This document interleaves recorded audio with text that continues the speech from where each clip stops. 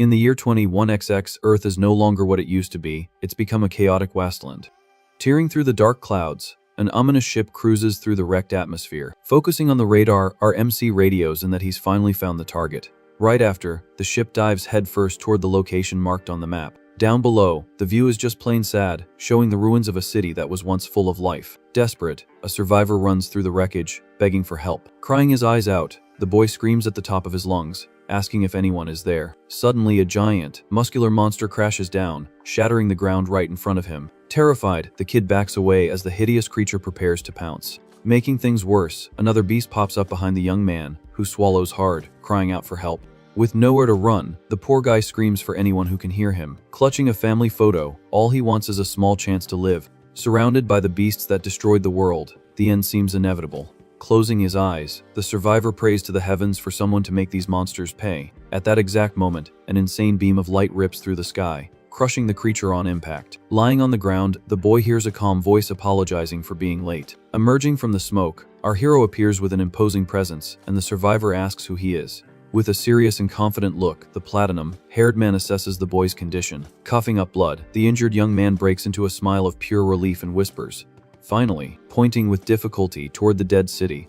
The kid asks if they'll finally be able to take back the world. Nodding in agreement, our warrior assures him they will. Unfortunately, the boy doesn't make it, and the hero tells him to rest in peace. Wiping the young man's tears, the platinum-haired hero thanks him for his bravery. Amidst the rubble, silence takes over as the hero mourns the loss. Head bowed, our protagonist takes a moment of silence for the fallen. Just then, the radio crackles and a voice asks if Jin was too late. Over the communicator, a scientist in glasses reports that he was likely the last survivor in the area and tells the hero to accept the harsh truth. Listening in silence, the warrior processes the gravity of the situation. Without beating around the bush, the doctor drops the bombshell: humanity is officially done for. Born from the planet's extreme pollution, the mutant monsters had taken over every corner of the globe. Known as corruptors, these beasts became the new global plague. With an absurd healing factor, they even tanked the military's nuclear strikes. Roaring fiercely, the colossal beast proves that the world's arsenal is useless against them. Even so, humans didn't throw in the towel, and after several bizarre experiments, they found a way to fight back.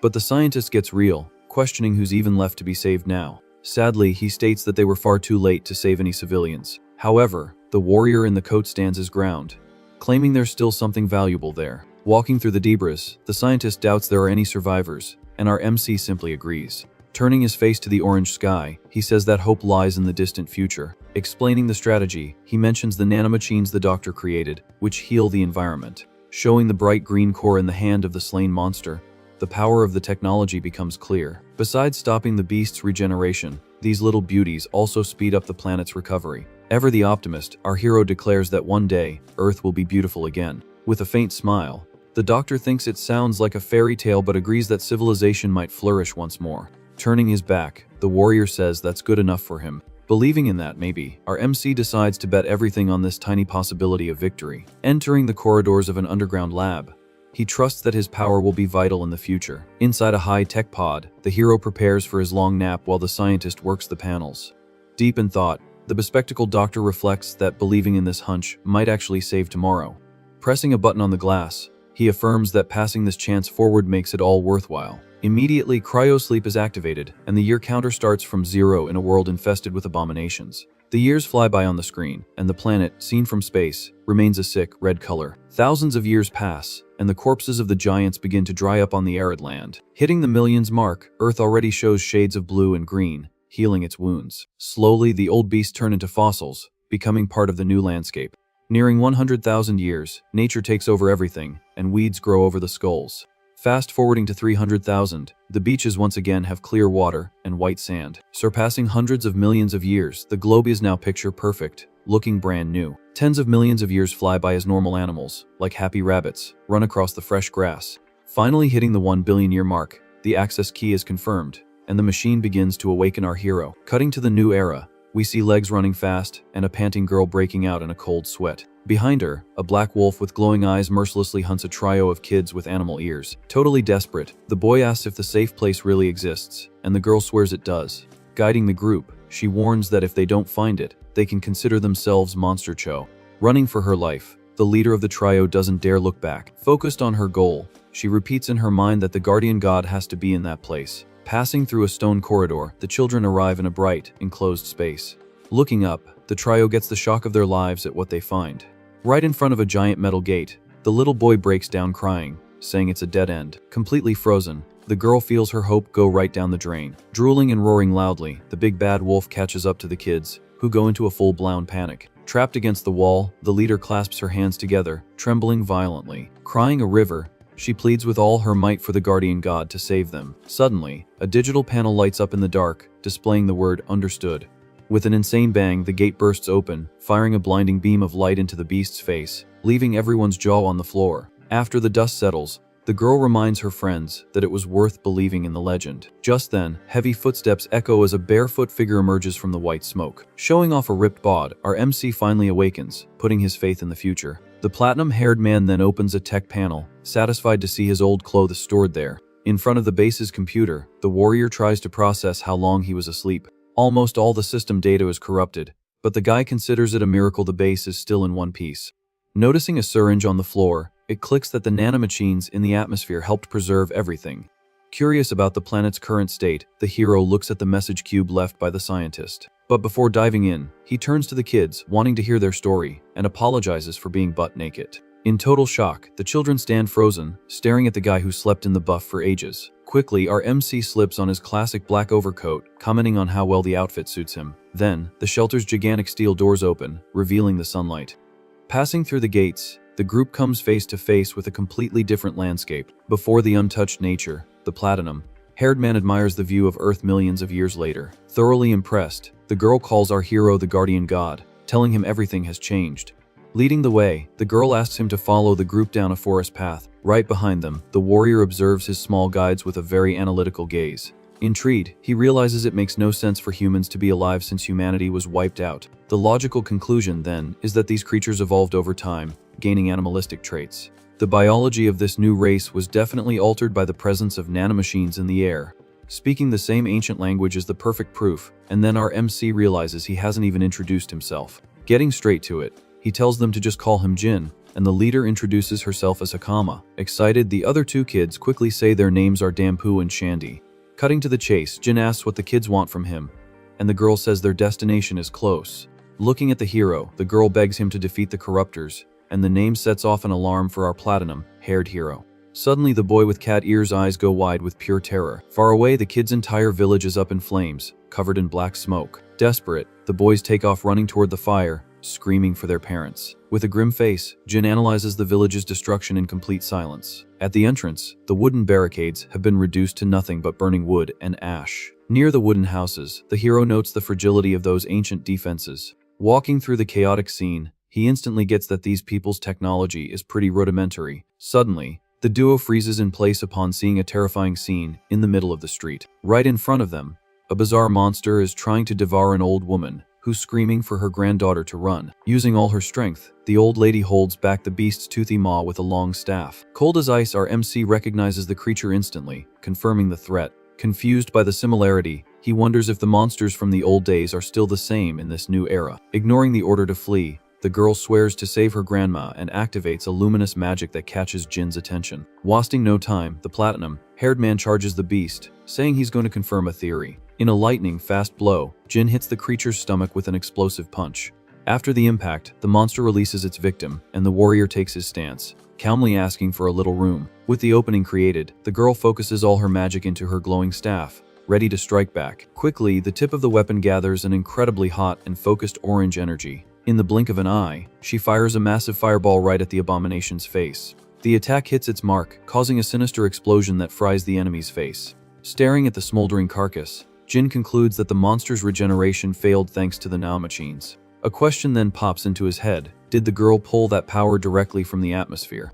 In his old memories, it's clear that only humans with 100% compatibility could control this technology. Curious, the hero turns to the old woman, asking if everyone in the village can shoot fire like that, and she immediately says no. Calling the gift divine power, the woman explains that only 4 people there possess it, confirming the protagonist's theory. Just then, the granddaughter runs over, worried, asking about the rest of the villagers, and hears that they've all been evacuated. Despite her relief, the old woman scolds them, demanding to know why the young ones risked their own lives. Utterly hopeless, the matriarch lets out a bitter sigh, declaring the definitive end of their village.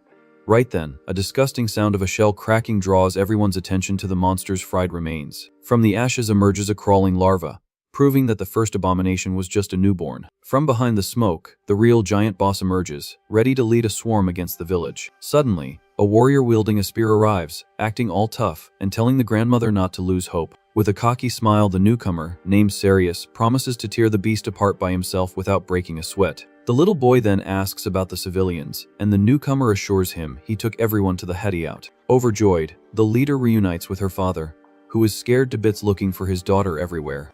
When she confesses to breaking into the sealed gate, her father completely loses his mind with fear. To justify herself, the girl points to the platinum-haired man, saying she brought the guardian god from the legends to save everyone. In disbelief, the old woman sizes up the stranger from head to toe, not buying it. In a purely mocking tone, the spearman Sarius lets out a laugh, stating that Jin doesn't look like a god. Annoyed, the guy tells the girl to stop with the ill-timed jokes during a crisis like this. Not missing a beat, the show-off calls our hero an inferior species, and the taunt catches the platinum-haired man's attention. Trying to defend our MC, the spearman's younger brother steps in front but gets a major chewing out. With a finger in the warrior's face, the tough guy points to his round ears, declaring the newcomer's weakness. But the kids don't back down, yelling that the stranger just wrecked a corruptor moments ago. Unimpressed, the jerk brags that killing a larva is no big deal for a true warrior. With a deep sigh, the real savior asks everyone to shut up and listen for a second. But the spearman, blinded by pride, raises his weapon, saying this is the village's problem, and tells the newcomer to get lost. Already turning his back, the guy issues one last warning for Jin not to stick his nose where it doesn't belong. Even so, the father tries to stop the madness, but the warrior insists he's going to face the adult monster head on. To cap off his show of arrogance, the nutjob smiles, telling everyone to cower over there while he handles everything. Furious, the grandma calls the warrior an idiot, because if he ran, at least he'd stay alive. Silent, our MC just watches the pathetic scene without a single reaction. Looking directly at the platinum-haired man, the matriarch begs for help to escort the children safely to the shelter. But the girl immediately refuses the offer, deciding to risk her own life alongside the spearman. Without changing his expression, Jin also denies the old woman's request in a very blunt way. Full of pride, the young leader puffs out her chest, saying she'll fight for the village.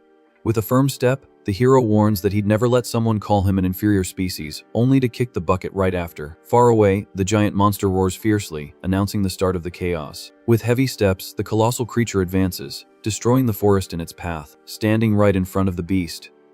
Sarius gets the creature's attention with a whole lot of swagger. Full of himself, the show-off swears to carry the weight of the country on his shoulders to become a holy knight. When the beast threatens to attack, the warrior readies his spear, charged with pure electricity. With an incredibly high jump, the rookie yells that he'll take down the abomination without anyone's help. But the disgusting creature just opens its gigantic maw, ready to swallow the guy whole. Suddenly, several tentacles shoot out of the murky water, catching the spearman completely by surprise. Out of nowhere, small larvae sprout from the ground, closing in and ruining the newcomer's strategy. Desperate, the warrior swings his electric spear in every direction, yelling for them to get out of his way. Focusing on the giant boss, he vows to end the fight in a single, decisive blow. With his whole body propelled forward, the show-off drives the tip of his weapon right into the enemy's face. Unleashing all the stored energy, a brutal electric explosion erupts at the point of impact. Believing he's won the duel, the arrogant guy flashes a victorious smile in mid-air, but the colossal beast roars without even feeling a tickle, and the spearman lands on the ground, thoroughly frustrated. To make matters worse, the deep gash on the abomination's face closes in a matter of milliseconds. Horrified, the rookie realizes the enemy's absurd regeneration far too late.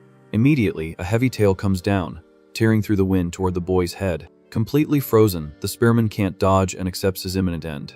In the blink of an eye, Jin appears, creating a nanomachine shield and asking if the guy is done with his little show. Stuttering in shock, Sarius can barely form a sentence as he watches the stranger play the hero. Furious at the interruption, the monster attacks again, wanting to crush the two intruders. Easily, our protagonist slides back, dodging the deadly pounce without breaking a sweat. Cracking his knuckles, the hero prepares the perfect counter-attack for a beast of that size. Suddenly, a colossal beam of energy erupts from the ground, piercing the beast's belly from the bottom up.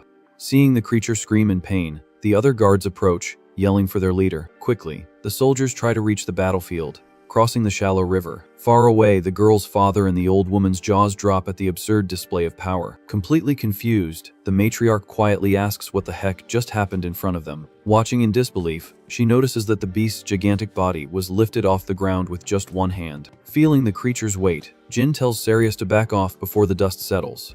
Grabbing the spearman by the scruff of his neck, the platinum-haired man quickly gets the guy out of the danger zone. Right behind them, the beast collapses back into the water, causing a terrifying tremor. With a gentle leap, our hero lands in a safe spot and drops the dead weight of the guard. Lying on the damp earth, Sarius stares at his savior, demanding to know who he really is. Straight to the point, Jin explains that causing physical damage to these things is useless due to their instant healing. With a finger on the glowing wound, the platinum-haired man says that inhibiting their regeneration is the only key to victory. Finally it clicks, and the spearman discovers that their so-called divine power is actually the pure use of nanomachines.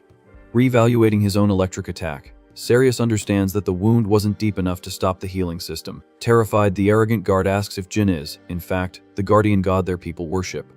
Turning his attention back to the enemy, the platinum-haired man says he doesn't remember becoming a deity, but has a message to deliver. Using the rookie's own words, our MC calls him out on his earlier speech about the problem being exclusive to the village. Ashamed, the guy tries to make an excuse but is cut off bluntly by the real hero. Facing the giant beast, the warrior states in no uncertain terms that this mess is now entirely his. Filled with rage, the abomination rises, splashing water everywhere, ready for another round. Quickly, several deadly tentacles fly out, trying to impale our protagonist from a distance. Extremely calm, the platinum-haired man decrees that the first step in combat is to paralyze the prey's movement. With top-tier agility, the hero blocks and dodges the precise blows at an impressive pace. In a swift move, he grabs one of the claws, freezing the entire disgusting limb. For the first time, Sarius understands that these monsters were born from the foolishness of the ancient civilization. Gathering immense power in his right hand, the platinum-haired man prepares the grand finale for the huge monster. With rage on his face, he says he bears responsibility for this, as he lived in the same era when the planet was destroyed. Surrounded by an imposing electric aura, our MC declares he's the only one who can fix this age-old mess. Utterly lost in the stranger's explanations, the guard asks if he can handle it, receiving a yes,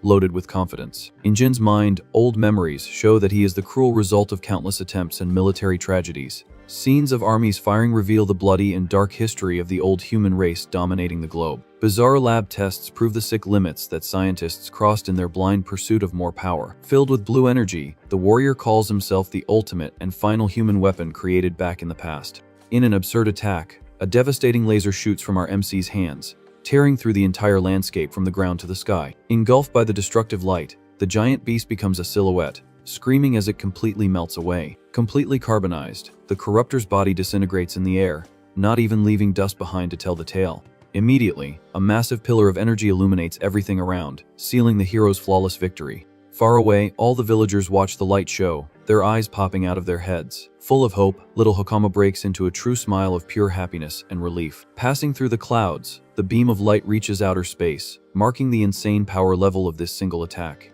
Back on the ground, only steam remains on the hot water, marking the tomb of the vanquished enemy. In a state of shock, Sarius can barely blink at the brutal demonstration of raw power and technology. With his back to the wind, the hero watches the horizon in peace, promising to protect the last remnants of planet Earth. From a distance, a mysterious guy concludes that all this destruction can only be the work of a scientific weapon. Hiding in the bushes, the spy analyzes the impact site near the water. Over the communicator, he informs military base that he went to investigate the appearance of intruders near Kodama village. Totally shocked, the informant stutters as he reports the insane beam of light that outshone even the captain of the Royal Knights. On the other end of the line, the operator in glasses completely freaks out at the bombshell information. In an absolute panic, the woman orders the team to return to the royal capital at the speed of light. Far away, our hero watches a hologram of the old doctor, who warns that she's likely already kicked the bucket by now. With a sincere smile, the woman confesses she always wanted to deliver a dramatic farewell line. Wasting no time, she changes the subject, wanting to know if the environment has healed, and if the world has turned green. Deadly serious, the scientist throws a bucket of cold water on his optimism, revealing a gigantic problem. Straight to the point, the posthumous message states that cleaning up nature isn't enough to take out all the corruptors. Focused on the glowing screen, the platinum-haired man listens to the danger warning in complete silence. In the recording, his ally says she noticed an anomaly about 1,000 years after the warrior's cryosleep began. To monitor the global situation closely, she also used cryosleep, waking up periodically.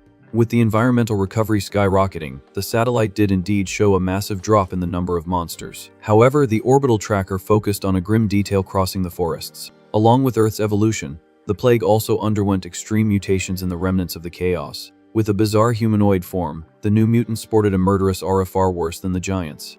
Confirming the birth of the variants, the scientist laments the appearance of this highly evolved plague. Faced with this macabre sight, she guarantees these beasts will be a major headache for the reborn humanity. With few viable options, the doctor tinkered with the DNA of the new living races, giving them genetic tools to take on the beasts. Besides this masterstroke, the system prepared a special upgrade focused on the protagonist himself. Curious about the gift, our MC holds the floating cube, trying to understand the nature of this new power. He picks up and holds the syringe in his hand.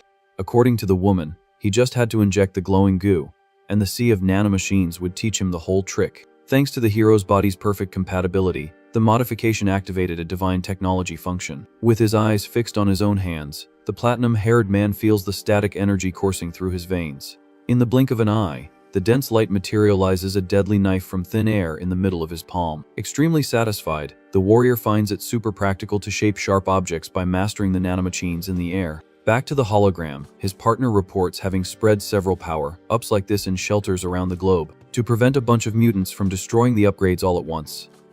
The tactic was to decentralize the vaults across the map. In an almost melancholic tone, the old friend confesses that the real idea was to force Jin to travel and live life to the fullest. Pointing to a medieval scene worthy of a movie, she admits she has no idea how society grew. Even fearing the threats, the scientist's heart held on to hope in the potential of the new civilizations. In a quick comparison to the apocalyptic hell of the past, the present already looks like paradise on Earth. In the panoramic image, horses and carts cross enormous bridges under a radiant and peaceful sun. Panoramas of the capital show gigantic squares surrounded by well-built buildings. Inside crowded libraries, young people focus on their studies, enjoying the calm and the preserved knowledge. Overjoyed, the doctor asks from the bottom of her heart for the soldier to war less and enjoy every day of the new planet. Unfortunately, the signal starts to fail, breaking up the light projection as she says goodbye forever. Close to fading out completely, the ally makes one last plea, demanding that the boy see the story through to the end. With a heavy heart, our hero faces the funereal silence left by the end of the recording. Nostalgic with the weight of his mission, the young man accepts carrying the burden of the entire planet on his shoulders. Stashing the device in his black coat, he gives a nod to the kids who arrive, calling for the so-called guardian god. Super excited, the boys say the entire tribe spent all night searching for their savior deep in the woods. Grabbing his coat firmly, the kids pull the warrior, demanding his VIP presence at the official celebration. Suddenly, the platinum-haired man freezes, his eyes focusing on a small detail dangling nearby. Hanging around Hakama's neck, an old necklace catches his eye, looking very much like a modern lab key. Intrigued by the equipment, he asks the kid directly where she got that high-clearance tech accessory. Full of pride, the leader replies that the jewel was given by a legend and passed down as an amulet for each generation of her family. Right after, the girl recites the folklore, saying that the sacred stone would call for the god's protection in dark times. Quick on the uptake, the guy connects the dots, understanding how the kids unlocked the shelter, and whispers a thank you to the past. Back at the smoky village, the scene is now one of pure celebration, with a gigantic bonfire in the center of the set, up tense. Surrounded by full plates and overflowing mugs, the natives shout, calling the hero to the party. From afar, the cocky spearman locks his eyes on the living legend joining the circle of happy people. Listening to the worst kind of gossip, the villagers doubt the stranger, judging him by his round-eared species. Full of doubt, the gossiping villagers find it impossible that the skinny guy in black wrecked that tank of a monster. Suddenly, the guys jump up, breaking into a cold sweat as the imposing figure passes right by them. Furious at the lack of respect, Sarius explodes in a shout, saying that everyone ran off and didn't see the divine massacre up close. Suddenly, the warrior's tough guy act vanishes, replaced by a gushing fanboy, drooling over the Supreme Savior's aura. Away from the chaos, our protagonist walks calmly toward the tribal leader and the grumpy old woman. Bowing deeply in a sign of extreme respect, the girl's father declares an eternal debt to the stranger. Being completely sincere, the old man confesses that his people would have been wiped out if not for the miracle and offers to pay the heroic cost. Cool as a cucumber, Jin cracks a smirk, telling them to forget about material debts or rewards in gold. Taking advantage of the leadership's willingness, he negotiates his payment, asking for intensive lessons on the current geopolitical gossip. Surprised by the fee, the father questions why he's so interested in a summary of how civilization is doing. Quick on the draw, the old woman gets straight to the point, pointing down the road directly to the capital of Cremosia as the best encyclopedia. In our MC's mind, the vision of the giant castle shines, knowing that all trade routes lead to this wealthy kingdom. Proud of their finances, the grandmother reveals that merchants from Kodama travel there to push fancy silk on the elite. Aware of the bandits on the road, she says the distance is punishing, but a corrupter, Slayer, would cruise through it laughing, creating a perfect bridge. The old woman throws her own granddaughter into the deal, serving as a human compass for the journey to the big city. Citing the explosive magic the little girl used, the old woman confides her wish to enroll the kid in a military academy in the metropolis. The next morning, the sun tears through the low clouds, bathing the rebuilt valley in warm light and clear skies. Outside, the platinum-haired savior raises his arms, enjoying the pure breeze and cracking his back for the long journey ahead. Enchanted by the color palette of the untouched nature, the hero breathes in the peace, knowing his old nightmare is truly over. A wardrobe change is happening in the village, and our MC reflects on whether his old friend Kagura would like the new local fashion. Carrying a pile of new clothes, the cat-eared boy gets the legend's attention. Completely naked again at the door, the platinum-haired man receives the new clothes from the tribe, and the little boy begs him to put them on. Dressed for adventure, the stranger and his little guide finally hit the road under the big blue sky. Behind the fence, the old woman tells her granddaughter to do her job as a guide without embarrassing herself, and the girl firmly agrees. Grumpy and with a massive pout, the spear-wielding warrior Sarius complains angrily about not being chosen as the deity's luxury bodyguard. Bluntly, the old woman tells the big guy to shut his trap, warning him that he needs to study a lot before getting that job. Full of determination, the big guy promises to work his butt off to catch up with the travelers in the big city. Very surprised, he understands he needs to train hard and listens to the family's request to take good care of the girl. Goodbyes are said, and the father cries, asking his daughter to come home in one piece after seeing the world. Resolute, the savior announces that the journey has begun, cutting short the crowd's tears. Step by step, the duo walks through the forests, crossing small, mirror-like lakes. Far from the village, the two follow the course of a wide river in the middle of a flowery valley. In the late afternoon, the landscape changes, and a giant waterfall provides a refreshing stop for the pair to drink some water. Whole days pass with the sun rising and setting, revealing the scale of the new, wild, and beautiful world. As night falls, the campfire is already burning bright, and the hero asks when they'll be knocking on the castle's door. Chewing on some dry grub, the girl says they have about 4 more days of walking on the dirt road. Tired of chewing, our MC questions the little one's extreme curiosity about seeing the rest of the continent. Without beating around the bush, she throws the question back at him, asking his reason, and gets a cold "It's a secret" in response. In his memory, the haunting words of the ancient scientist echo again, proving that the threat was never eradicated. The fact is, even after all that time, the race of giant monsters refused to go extinct. Theoretically, the doctor had sworn they only reproduced amidst the heavy radioactive waste of the past. But in the middle of the dark lake, the platinum-haired man knows in his mind that the ecosystem evolved, forcing the issue again. Noticing the heavy tension, the girl says that the savior's terrified face is giving her some serious chills. Quickly apologizing, he admits to losing focus and returns to the immediate problems at hand. In a leap of perception, the girl vows to investigate this plague as soon as they reach the safe capital. Changing the subject, the hero asks her to drop the whole deity thing and just call him by his normal human name. Suddenly, the loud sound of hooves pounding the earth interrupts the calm conversation of the silent night. Quickly, the pair turns to see an imposing group approaching through the dark horizon. Smiling cordially, the blonde man on the horse apologizes profusely for disturbing the peace of their night camp. Mounted on a black horse and wearing shiny armor, the stranger asks for a moment of their time. Staring coldly, our warrior quickly notices the golden details on the luxury armor and the fancy sword at his waist. Without getting up, Jin asks bluntly who the heck this well-dressed visitor is. Full of pomp, the man introduces himself as Argus Walton, the captain of the 7th Division of the capital's official order. Intrigued by the title, the platinum-haired man connects it to the divine order, quietly commenting on the surprising fact that royal knights exist here. Extremely nervous, the captain's subordinate snarls like an angry guard dog, scowling at the natives. With no filter, the squire yells, demanding that the round-eared bums stand up to speak with the highest authority. In an aggressive reflex, Argus yanks hard on the reins, telling the crazy woman to cool it immediately. Maintaining his diplomacy, the blonde man apologizes for his partner's rudeness and tries to restart the conversation without the drama. Focused on the risky situation, Jin sighs, getting up and assuming the patrol must be on the hunt for real criminals. Without blinking, the leader wants answers on the tip of his tongue about the destination and origin of the 2 forest travelers. Frightened, the guide swallows hard, replying that they left Kodama heading straight for the gates of the big city. Utterly disbelieving, the scandalous guard cracks a malicious smile, as if she'd just caught 2 liars in her net. With absurd arrogance, she points her finger in the duo's face, calling them cheap imposters and fake country folk. Yelling at the top of her lungs, the soldier declares that there are no official records of inferior species being born in the Kodama woods. Analyzing the information, Jin mentally concludes that the entire kingdom's bureaucracy must be very well structured. But the guard's mocking face disappears as soon as the blonde man shatters her flimsy argument. Patiently, he explains that the girl's clothes are made of expensive fine silk that only true nobles can afford. Chewing his partner out, the chief reaffirms that children's clothes like that completely confirm the girl's native identity. In a swift motion, the captain draws his own sword, sensing an even greater danger in the darkness. Placing the blade near Jin's face, he accuses the platinum-haired stranger of being up to no good. Focusing on the black coat and unfamiliar clothes, Argus questions the origin of our MC's extravagant fashion sense. Laying out the incident report, the blonde man tells of recent crimes where thieves use defenseless kids as bait for robberies.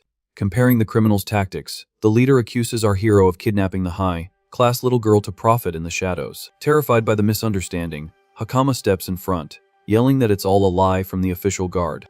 Angered by the peasant's audacity, the subordinate puts her hand on her sword, vowing to shut them both up by force. Surprisingly, the little girl focuses energy into her palm, generating the classic electric aura in front of the soldiers. Without showing any panic, the blonde captain studies the luminous spark forming in the supposed hostage's small palms. Asserting his authority over the child, he orders her in an iron voice to put out the little magic fire before it causes real trouble. Though pressured, the subordinate thinks about how bizarre it is to find a commoner manipulating the divine gift on the dirt roads. Protecting the guide's back, Jin ignores the tension and wonders if this little captain can handle a straight-up fight. Maintaining his intimidating pose, Argus reflects and warns that the answers given by the man in black will decide who bites the dust. Truly laying on the terror, the blonde man aims the sharp tip directly at the savior's neck, promising to resolve the chaos right then and there. Full of authority, the leader claims he's ready to slice up the enemy right there on the wet ground. Silent as a ghost, our hero just scowls, analyzing every opening in the captain's overconfident stance. Reinforcing his warning, the blonde man once again asks for the strange man's exact hometown, swearing to cut his head off if he detects a lie in his tone. Completely consumed by duty, he holds the deadly glint of the blade, staring the platinum-haired man in the eyes. Cold and calculating, Jin processes all the information exchanged in the last few minutes, choosing the path of least resistance. In a deadly silence, our MC just continues to stare at the night before opening his mouth. With beads of sweat on his forehead, Argus waits for any attacking move or wrong word to start the inevitable combat. With a long, wary sigh, the traveler says he came from the quiet little village in the middle of nowhere that the girl mentioned. Instantly, the furious subordinate tries to counter the argument with the facts she spewed at the beginning of the conversation. However, her boss cuts her off again, saying he felt pure conviction in the dark stranger's words. Sheathing his fancy sword, he turns to the little girl and questions if the rumors from the countryside are true. Surprising the forest duo, he asks with a smile if the skinny guy is really the incarnation of the mountain's guardian god. Suspicious of the divine title, the blonde man sizes up our hero from head to toe with a clinical eye. In a blunt tone, our MC quickly agrees to end the small talk right there. Maintaining his official etiquette, the captain says his goodbyes, stating that encounters like this are part of the guard's hard work. Mounted on his horse, he bets on a reunion soon, since they're all heading to the same royal capital. Quite cordially, the leader leaves the invitation hanging in the air in case the strangers need to call in a little favor for the trouble on the road. With a subtle pull of the reins, the troop turns its back on the camp to resume their patrol in the dead of night. With the tension gone, Jin lets out a sigh of relief, like someone who almost started a fight for no reason. Far from the travelers, the angry subordinate loses control, wanting to know why they backed down from two suspicious country folk. Blinded by hatred, she puffs out her chest, yelling that the skinny guy is the worst kind and exudes pure danger. With a dark look, the chief repeats the word inferior in a whisper, as if replaying the scene's details in his head. Immediately, his head starts to spin, doubting who was really at the bottom of the power pyramid there. In silent agreement, the vice captain lowers her eyes, admitting the skinny stranger's bizarre aura. Straight to the point, the blue-haired knight brings her colleague back to reality, questioning the troop's perception. Speaking the truth, the soldier swears that the difference in strength between the entire patrol and the man in the black coat was colossal. Totally tense, the leader reveals the shock of the night, saying he mentally attacked the so-called Jin about 3 times without success. In the middle of the interrogation, the blonde captain had simulated several deadly lunges with his sharp sword. Swift and invisible, each projected blow in his mind aimed straight for the enemy's neck. But before the mental blade could even touch the hero's skin, the reaction was completely overwhelming. Immediately, a chilling aura of death returned the blow, cutting the knight in the same way in less than a second. Frightened by the revelation, the magical partner asks if the chief used divine power in his mental tests. Ashamed, the guy admits the magic didn't even have time to manifest before he was subjugated in his imagination. Understanding the gravity of the situation, the blue sorceress remembers the little girl from the forest glowing like bait. Confirming the general fear, the women of the troop confess to not having felt any nature spirits aiding the child. Doing the math, the squad discovers a huge gap in the continent's divine power levels, sweating bullets. The captain murmurs that this commoner's level is on par with the supreme leader of the paladins. Furious at being made a fool of, the aggressive subordinate clicks her tongue in pure resentment. Tense in her saddle, she recognizes she came close to certain doom for barking up the wrong tree at the campfire. Trying to calm the nerves, the chief blames it on the target's bizarre presence, saying the rookie soldier wasn't at fault for her lack of advanced perception.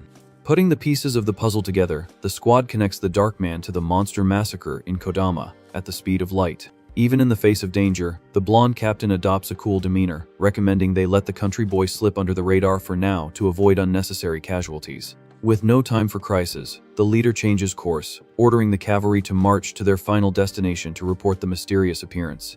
With a quick taunt, the troop's sorceress tells the tough guy to watch his manners next time, lightening the mood of terror. The next morning, the majestic city emerges, shining under the new day's sun, indicating the scale of the reborn world.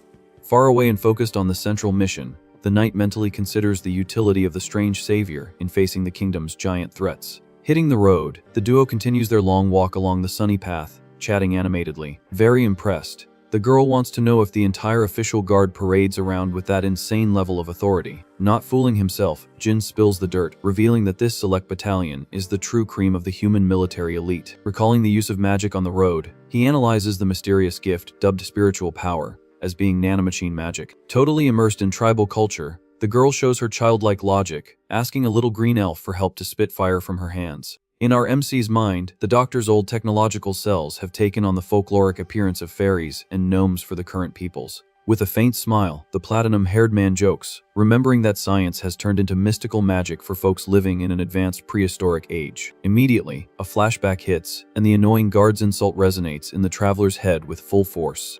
Feeling the offense from the previous night, the guy lets out a long sigh, complaining about being called a low-class species all the time. Dodging the trees, he brings up biology, noting that the Earth is inhabited by a salad of half-human, half-animal people. Full of questions, Jin mentions aquatic races and insect-like creatures to try and decipher the crazy evolution of the last 100 million years. Telling campfire stories, the little one reveals legends about the Dark Ages, where safe areas were absurdly rare on Earth. Explaining the general mutation, she swears that groups migrated to bizarre corners, adapting their bodies to become sea creatures or fairies of the dense forest.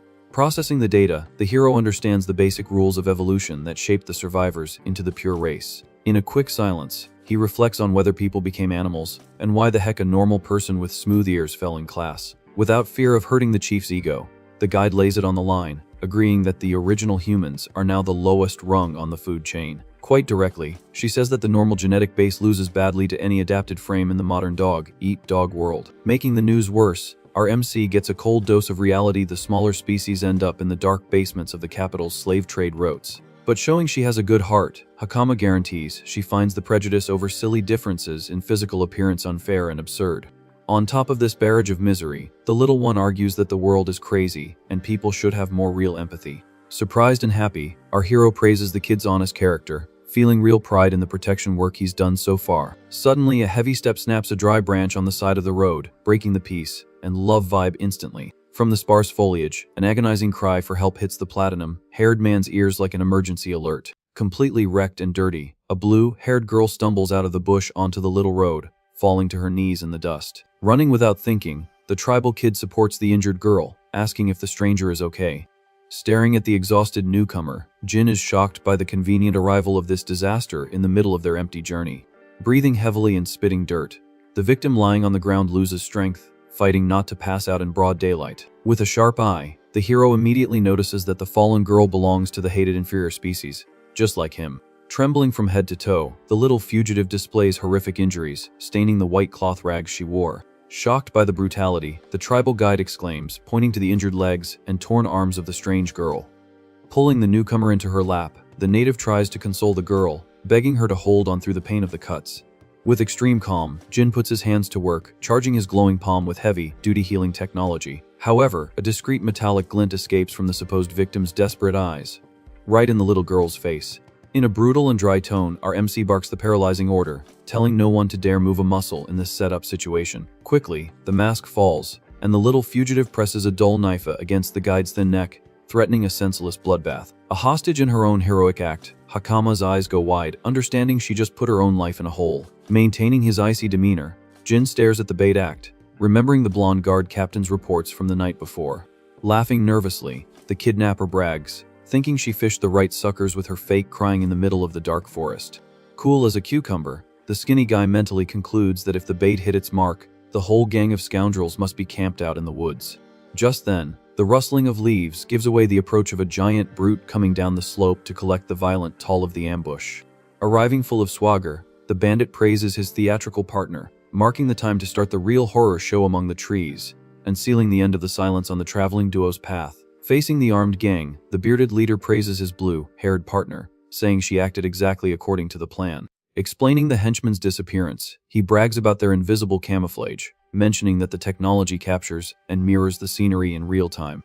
Quickly, the mercenaries lose their invisibility, proving that the trick breaks as soon as they take the first sudden step. In the blink of an eye, Jin pulls out his hidden blade and presses the tip directly against the big guy's neck, who was talking nonstop. Frozen with fear, the sweaty leader's eyes go wide as the platinum-haired man warns that any sudden move means instant demise. Desperate with the situation, the bait girl recharges her hands with the same magic as before, wanting to protect her boss. Immediately, the tribal kid focuses her spiritual aura, blasting the energy weapon in the assailant's face before she can pounce. Serious and cold, the warrior scolds the native, warning that magic power isn't a toy for pointing at living people's faces. Startled by the scolding, Hakama swallows hard while the injured bait lies on the ground, still processing the brutal shock. Far from backing down, the leader laughs at the situation, thinking he hit the jackpot by confirming that the skinny prisoner possesses divine power. Doubting the rarity of the gift, the buff mercenary provokes, questioning if the platinum-haired stranger can light his own fire.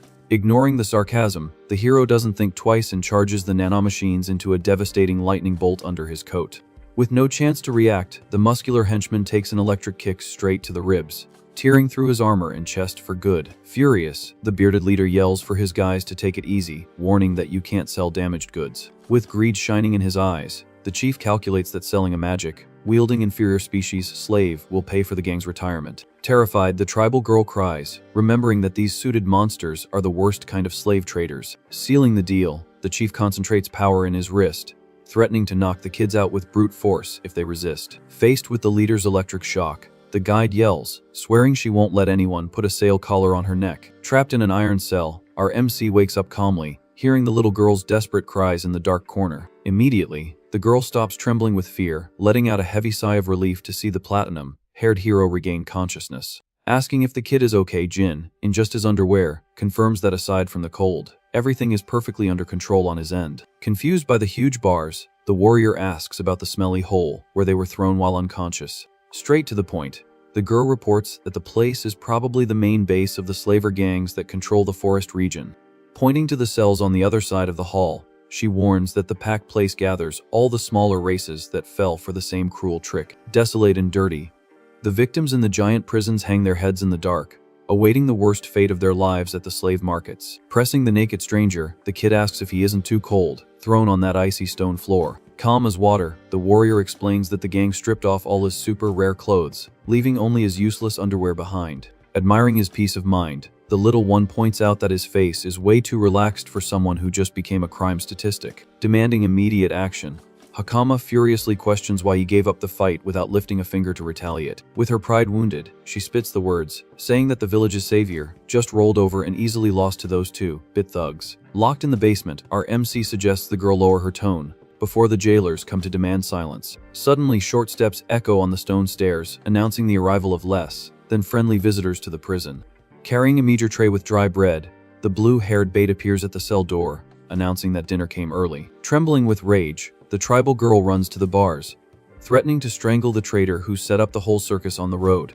Full of guilt, the young kidnapper sighs deeply, declaring she already knew she wouldn't be forgiven by the tricked duo. Coming closer, she quietly repeats her surprise at seeing the prisoners actually stop to help someone bleeding in the woods. With a faint smile, she praises the little round-eared girl's innocence and genuine kindness, even in the worst situation. Thinking out loud, the fake victim assumes that kind people like that are a rare find in the rotten world up above. Sitting comfortably, Jin joins the conversation, decreeing that a true villain doesn't worry about forgiveness or sympathy. In the midst of the general shock, the platinum-haired man stands up suddenly, cutting the dramatic mood for good without an ounce of pity. Using his brutal super strength, the guy grabs the solid steel bars firmly, bending the structure as if it were a toothpick. Terrified by the sound of screeching metal, the blue-haired girl takes 2 steps back, trembling as she watches the monster break free. With the hinges busted and the cage destroyed, the stranger emerges free, casually dusting off his shoulder. Very calmly, the platinum-haired hero faces the blue-haired girl and says that the real plan was precisely to wait for her to come down there alone. Frozen with terror, the informant repeats, "Waiting for me," feeling the nightmare become all too real in her own hands. Backing the girl against the wall, he whispers, demanding the exact address of who is important enough for her to stay trapped in that hole. Scared stiff, the girl questions how he hit the heart of the secret without a crystal ball. With a stern face, Jin lays it on the line, saying that even the world's scummiest gang wouldn't beat a bait to a bloody pulp like that. Analyzing the raw wounds from the forest encounter, he proves beyond a doubt that the bearded gang was keeping her on a leash through heavy blackmail. Completely disarmed by his sharp logic, the kid breaks down, confessing the cruel truth behind all the filth. Sadly, she spills the beans, reporting that the cowardly henchmen sold her parents' lives to the region's vapid elites. Alone in hell, the girl swears to do anything to protect the life of her younger brother, who became a bargaining chip in the bearded leader's hand. Holding back tears, she accepts the role of a sewer rat, terrified that they'll separate her family for good. Crying nonstop, she screams at the dark ceiling that she needs to save her own blood at any cost, even if it means throwing ethics down the drain. Watching the raw suffering of the hostage, little Hakama understands the past betrayal and looks at the floor, filled with pure compassion. Dark as heck, the platinum-haired hero spits the word, "trash," into the air, shifting the entire atmosphere into lethal hunt mode. Catching the dark intentions of his words, the guide asks if the platinum-haired man got caught on purpose, just to find the root of the entire gang. Preparing his mental arsenal, the warrior smiles wickedly, comparing organized crime to an oil slick that spreads and stains everything around it. Giving the cold execution order, the guy states that letting even one scumbag go means he'll just set up another slaver den tomorrow. At the top of the stairs, the mercenaries break into a cold sweat at the armored door, swallowing hard at the promise of a massacre that leaked through the corridor, telling them they're about to become fertilizer. Suddenly, a wicked flying kick shatters the metal door, sending wood and hinges flying into the grim-faced guard's face. Bleeding on the floor, the guard goes flying up the stairs, screaming in pain, while his companions realize the game is over for good. Passing through the cloud of gray dust, our MC flashes a macabre smile, promising to grind the cursed organization down by its roots until nothing is left. In old memories, the scene suddenly changes, bringing back the blood-soaked nights from over 100 million years ago in the planet's dark past. In that dark era, our skinny boy wandered lost and aimless in a world rotted by the filth of chronic human desperation. Standing in the middle of a rainy street, the little boy dreamed of being a pure hero, watching colorful ads of those who truly fought the local gangs. Looking at the bright signs of hope, he nurtured the foolish childhood dream of making the chaotic world a place of divine light. Soon the pale boy would look at his own cold hands, discovering deep in his dark soul that the concept of a hero is a cruel joke in times of chaos. In his broken perception, the world didn't need shining paladins wanting to save the filthy souls of the disgusting ghetto folk. Cornered in the damp alleys, the child version constantly clashed with the local bosses, who saw him only as a worthless, ownerless bag of trash. Trapped, the little boy fervently wished just to live quietly in his own corner, without having to show his face in pools of blood or in the middle of the criminal underworld. Unfortunately, the rotten survival of the fittest environment pushed the little kid from the sidelines into the chaotic and violent zone. Revolted by the constant injustice, the boy took for himself the ultimate truth that peace is won through a heavy fist on the neck of the wannabe king oppressor. In the heat of the alley confusion, the angry child mentally grinds the basic command to wipe the suited criminals off the map once and for all, every single night. Flying toward the big, suited man, the boy unleashes his accumulated hatred, delivering the direct impact of pure fury, exploding the fatal punch of an early judgment day on the aggressor's fat face. Focused on his twisted ideal, the young man continued to crush every dirty suited man in the underworld without any mercy. Sitting on a pile of bodies in the dark, he adopted killing as the #1 rule of his own daily routine. Suddenly, a scientist in a lab coat appeared out of nowhere at the base of the corpses, breaking the lost boy's cycle of blood. Calm and expressionless, the kid faced the man in white without letting his guard down for a single second. Straight to the point, the doctor laid the truth on the table, stating that the problem wasn't the violence, but the boy being born in the completely wrong era of civilization. Back in the present, the platinum-haired man drags the knocked-out henchmen down the prison corridor as if they were torn trash bags. Terrified of the unleashed monster, the remaining mercenaries in the base scream, begging him to stop the immediate massacre in the hall. Bleeding from the nose, the fallen guards on the floor pathetically ask what the Platinum Demon's objective is in their base. Completely terrified, one of the henchmen tries to back away against the wall and questions how the infernal duo infiltrated the headquarters so easily. Smiling with a manic look, Jin exudes a lethal aura, feeling his blood boil with the desire to solve everything with a good old-fashioned brawl.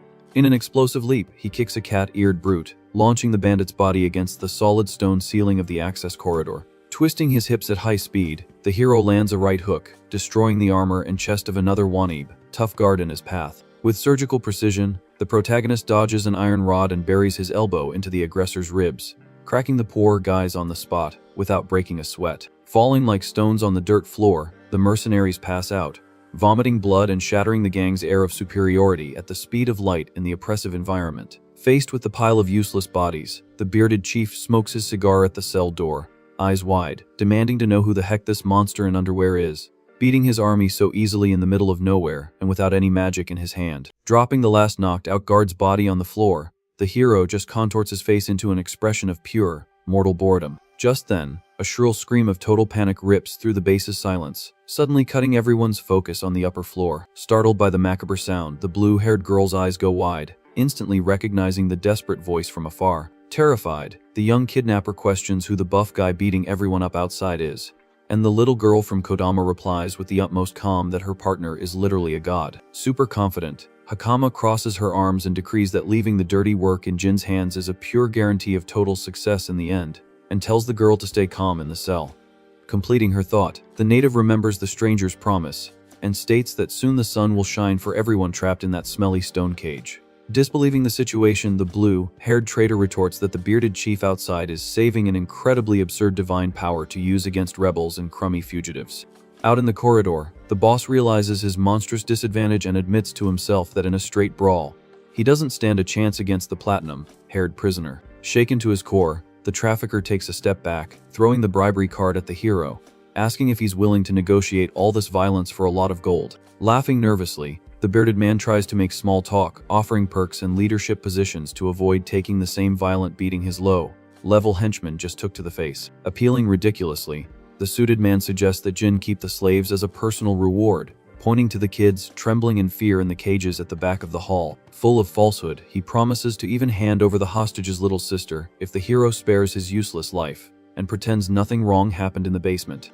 Silent as a ghost, the platinum-haired man listens to the scummy proposals with a look so dead it would make the devil shiver. Maintaining his cutting coldness, the guy asks if the leader's verbal desperation is finally over or if he has more lies to tell in his final minute of life there in front of the worn-out iron cell. Sweating buckets, the bandit stammers, not understanding the enemy's murderous passivity, mentally begging for a quick miracle of protection. Approaching slowly, our MC raises an eyebrow, asking for what scummy reason the boss didn't fire his famous spiritual magic right off the bat in their direct confrontation in the corridor. Backed against the wall, the bearded man thinks fast, calculating that the hero's mental intimidation must have blocked the magic's channeling at the root. Reflecting on his own advantage, the traveler scoffs, saying it's excellent to run into a half-baked villain who can't hold his own when things get really heavy in a straight-up fistfight. Hurt by the moral insult, the bandit seethes with anger, mentally retorting that real, hardcore bad guys tuck their tails between their legs and flee within the first 10 seconds of fatal, violent danger. Staring at the humiliated prey, Jin rubs the trafficker's face in the stupidity of underestimating a naked prisoner, thinking victory was guaranteed before the first punch even hit the air. Hammering on the scoundrel's character, our MC throws it in his face that the leader is a coward for resorting to disgusting bribery as soon as he tasted the imminent bitterness of defeat going down his dry throat. Desperate with the total humiliation, the boss understands the conversation is a lost cause and runs to pull the emergency lever at the back of the main corridor. Yelling that the game isn't over, he pulls the rusty handle, activating the secret base's bizarre system with brute force. Immediately, a loud screech of heavy metal rising reverberates through the environment, revealing the opening of a gigantic vault door in the prison's dark wing. Trapped inside the hidden cell, a purple, four-armed mutant beast roars loudly, slamming its enormous muscles against the pure steel bars, wanting to tear apart everything in the narrow path. Intrigued by the exotic pet, the stranger raises his voice, asking if that's the legendary invader that terrorizes the forest area around the base. Confirming the doubt, the chief admits that the deformed beast was custom, ordered at the request of big shots from the capital for obscure combat trials. Laughing insanely, the mercenary thinks he's turned the tables for good, using the big monster as a personal shield to take on the cocky hero. Smelling blood, the mutant creature breaks the bars in half and leaps with its armed arms straight at the platinum-haired man, intending to crush the frail human body for good. Full of confidence again, the bearded man yells to the back of the hall, guaranteeing that the purple beast will dice and grind the magic prisoner to dust until the last bone flies across the dungeon's dirty floor. Focused on the mass of muscle falling from the ceiling, the protagonist just narrows his eyes, waiting for the perfect moment to counterattack. Immediately, the four-armed beast collides with full force but hits an invisible shield of crossed arms from the platinum-haired man, kicking up dust. Too surprised by the skinny guy's flawless defense, the trafficker blinks 3 times, not believing that the human tanked the buff beast's initial impact. Holding back the creature's punches with his own hands, Jin explains with utmost boredom that he was born with a completely absurd and mutant body structure. Pushing the beast back, the guy flexes his muscles and claims that the density of his own nerve fibers leaves any modern brute force in the dust. Seeing that a dry punch won't break the purple mutant's natural armor, the platinum-haired man decides to ramp up the warm-up. Straight to the point, our MC warns that against a real invader like this, there's no need to hold back, and he's going to lay down the heavy heat without any mercy. Charging his entire body's cells with pure blue light, he swears to burn the beast using the so-called divine power concentrated at the limit of his human strength. Unable to withstand the heat of the magic exploding in the corridor, the chief retreats, crawling backward on the sweaty floor, completely terrified to see the light up close. After the deafening flash, the beast turns to ash, and the naked hero stops in front of the coward, asking with fine irony if the band is weak to environmental healing magic disguised as spiritual power. Smiling a bit too sadistically for his own taste, the warrior tilts his head, asking what the heck the boss plans to put on the negotiating table now, after all is lost in the smelly basement. Begging for his mediocre life, the animal-eared scoundrel puts his hands to his face and pleads for mercy from the naked god of nanomachines. Trying his luck, the chief insists with a crooked smile, in the crazy hope that the hero will forgive the kidnapping for free and let him walk away peacefully.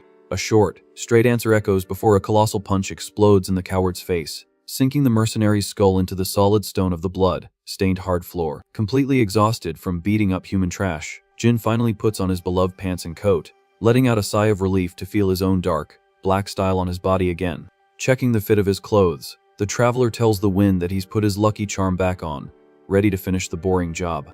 Walking to the front of the children's cell, our MC asks for an extra minute of patience before he blows the cage lock with his bare chest and gets everyone out of there alive. Full of hope, the little victims press their faces against the bars, sighing with relief and eternal gratitude to see the guard monster finally dead and stretched out on the cold concrete floor. Explaining his sudden disappearance, Jin enters the messy chief's office, stating that releasing prisoners without proof of their official crimes is a sign of chronic stupidity for real guards and justice. Rummaging through wooden drawers, the platinum-haired man finds old paper scrolls and keys in a hidden corner, hitting the jackpot of local corruption.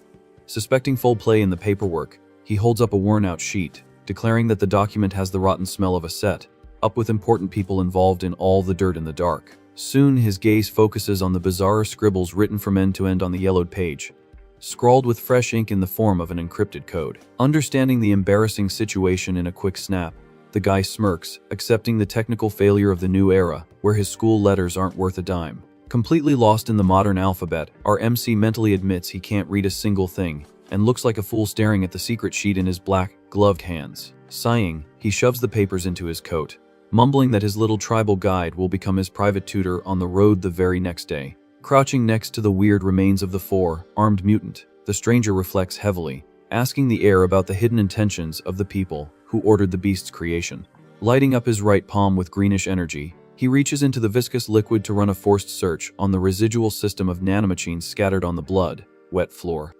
Hacking the lost cells in the air, he pulls up the entire feed from invisible floating cameras, capturing the holographic image of the base from the last full week, just like a movie from our MC's remote future memory.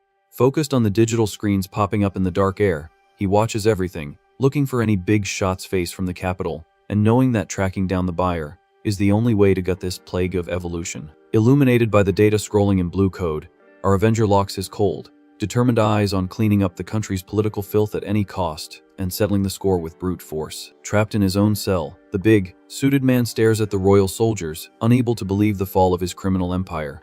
Laughing weakly in the dark, the captured leader scoffs, saying he has some hot gossip to share before he goes to the slammer.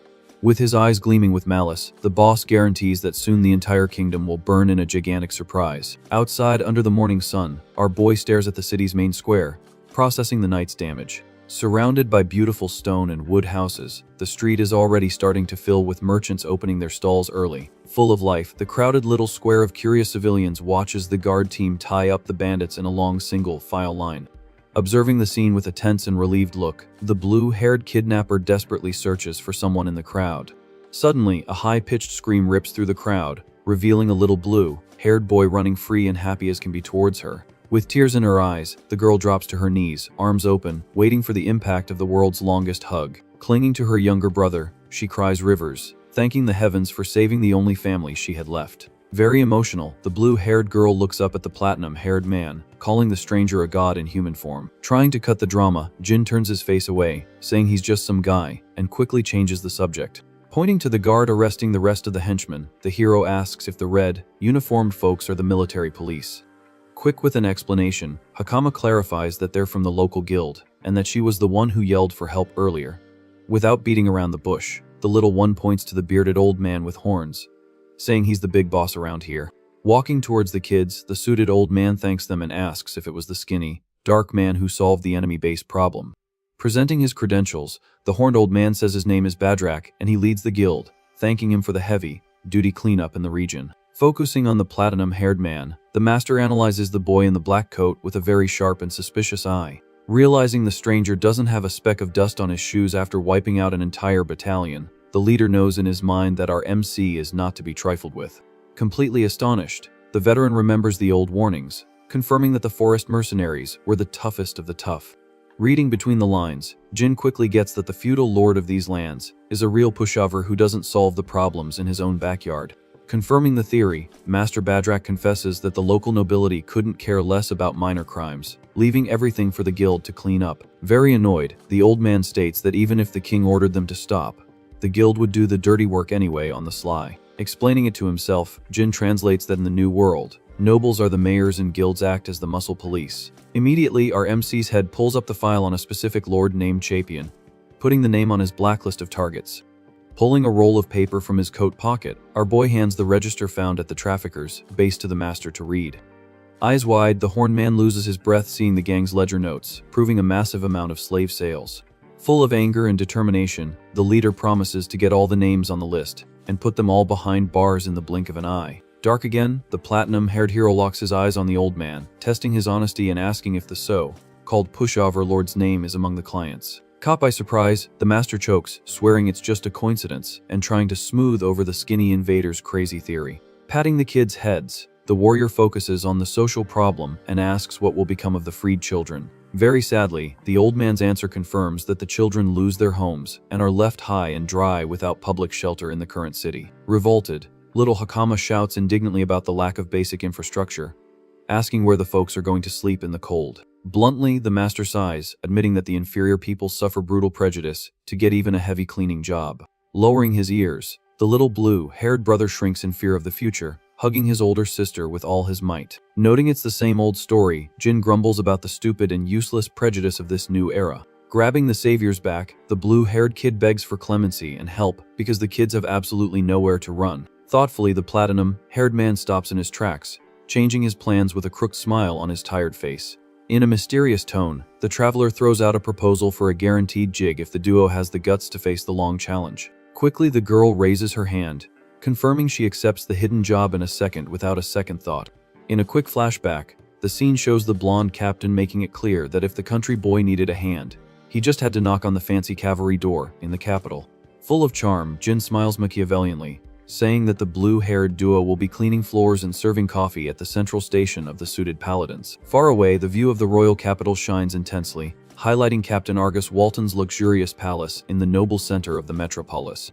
On the mansion's balcony, the blonde leader feels a shiver run down his spine, suddenly jumping as he senses an invisible threat creeping up his neck. Curious about the chief's startle, the magical lieutenant quickly approaches, asking if there's an emergency, and gets just a chill.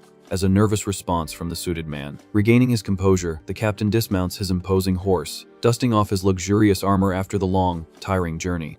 Handing the reins to a soldier, he announces that the cavalry's work is done for the day and declares a break for the troop. Dismissing everyone, the leader advises the warriors to hit the hay tonight to recover from the stressful hunt. Entering the gigantic, high-ceilinged mansion, Argus steps onto the red carpet, looking tired and unfriendly.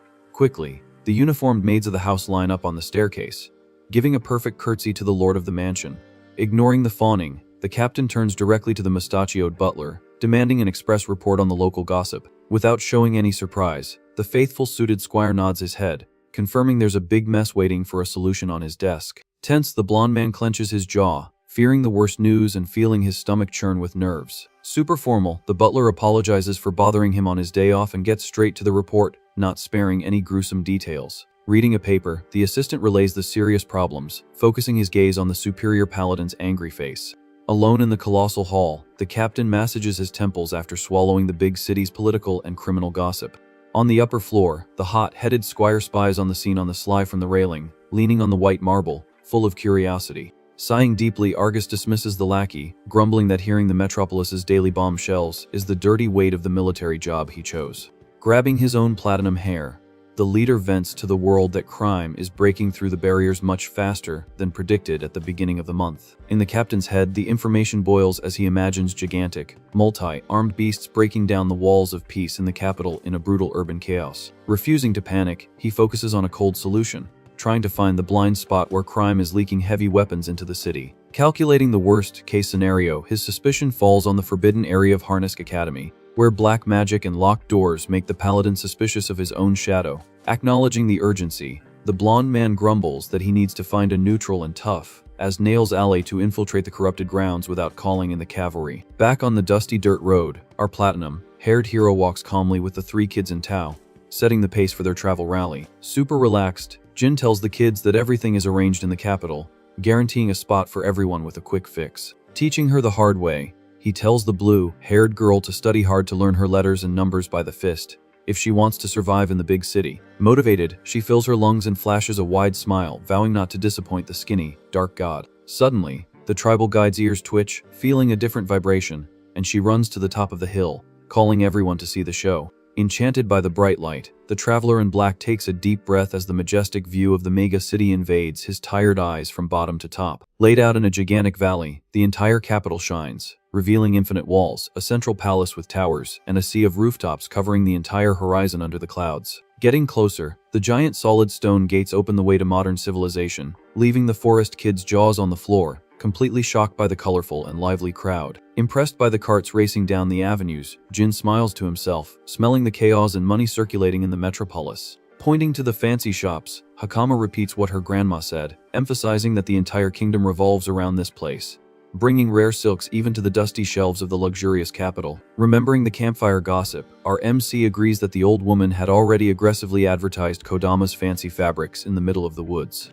Looking around, fascinated, the platinum-haired man admires each colorful spice stall, ready to deeply investigate the hidden corruption in this pressure cooker about to explode. Admiring the crowded market, Jin notices the salad of mixed races coexisting in the same tight space in the center of it all. Curious about the fancy stalls, the little blue-haired girl pulls on the savior's coat, pointing to the shiny silk imported from far away. Happy with the peaceful atmosphere, the platinum-haired man mentally notes that the kingdom's laws seem to work very well on the capital's clean and organized streets.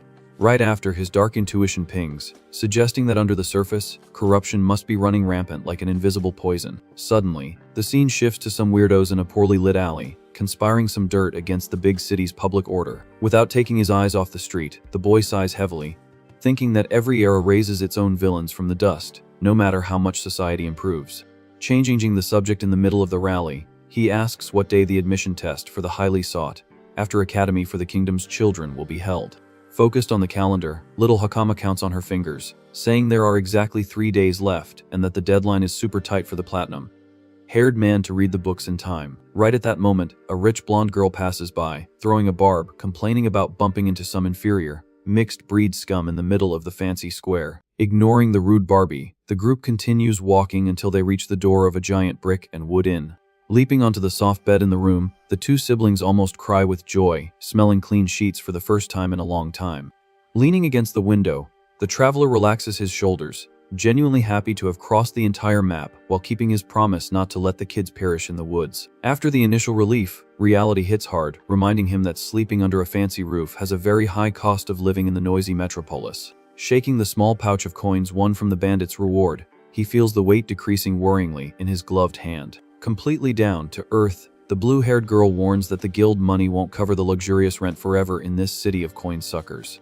Focused on the tight budget, our MC lays it on the line, saying he needs to enroll the kids quickly and find a profitable gig before his wallet dries up completely. Soon, the central plan resurfaces in his head, indicating that infiltrating the Magic Academy to investigate the villains' whereabouts would only be possible through the front door.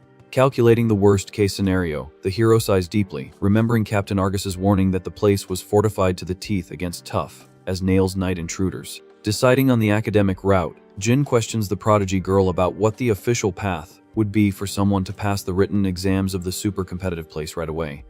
Without a second thought, the little one points out that the rich hire expensive tutors, but the broke folks frequent the dusty corridors of the Royal Public Library. Excited by the free option, he agrees that burying his face in books is the only smart way to master modern reading in time and understand the bureaucratic workings of the place.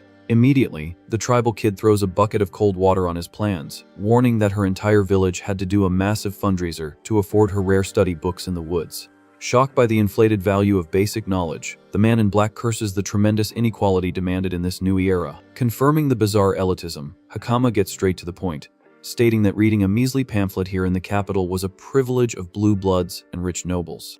Defeated by the system's bureaucracy, the platinum-haired man collapses into his chair, questioning where he's going to find cash to rent the era's darn dictionaries.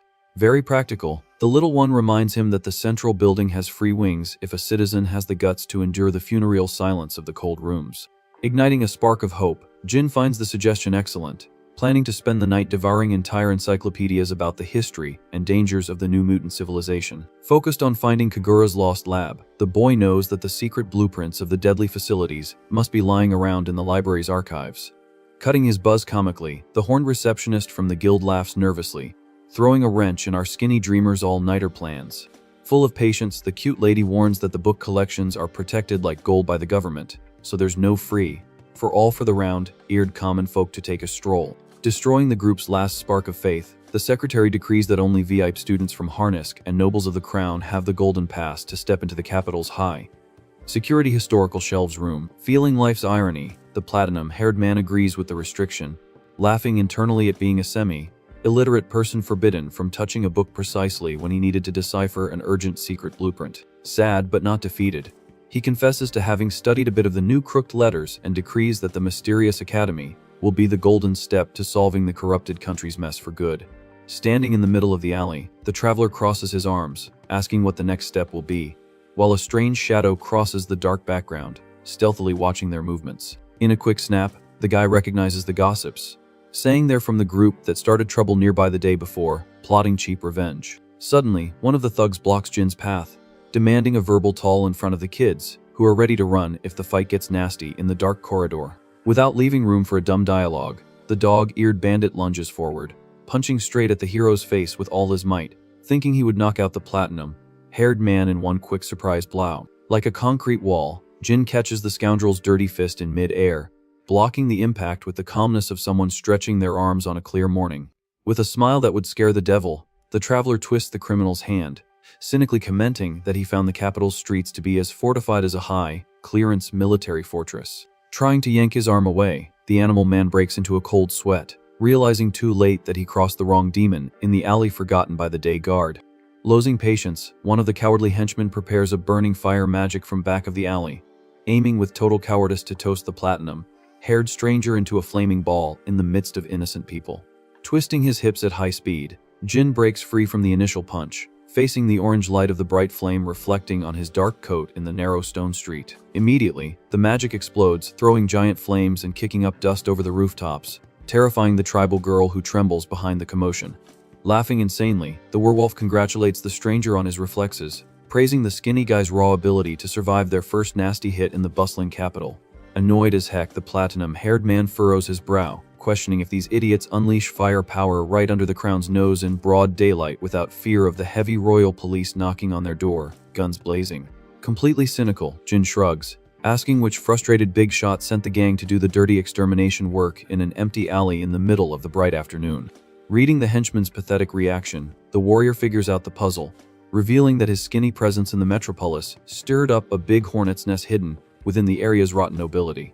Smiling sadistically, the street wolf threatens that Jin's life in the city has become a game of cat and mouse, warning that every corner could hide a deadly and cowardly stab. Laughing in the werewolf's face, the traveler takes 2 steps forward, mocking the cute threat, and swearing he only really worries when he crosses someone as strong as himself. In a violent flash, the platinum-haired man's punch explodes, tearing through the wind before the bandit can finish his tough guy pose in the old, smelly alley. Completely static with surprise, the mutt's eyes go wide, feeling the phantom impact crush the bones of his own ribs against the wall for good. Grabbing the henchman by the throat, the stranger slams the fool onto the cobblestones at the speed of light, crushing the human trash against the stones of the beaten, rubble-filled street. Spitting blood and pain, the werewolf howls in agony, feeling his own power evaporate before the absurd level of violence from the strange, worn-out clothed country boy. Mad with rage, the fire-eared sorcerer charges the nanomachines into a burning red ray, yelling curses and firing directly at the black hero's unprotected back in his haste.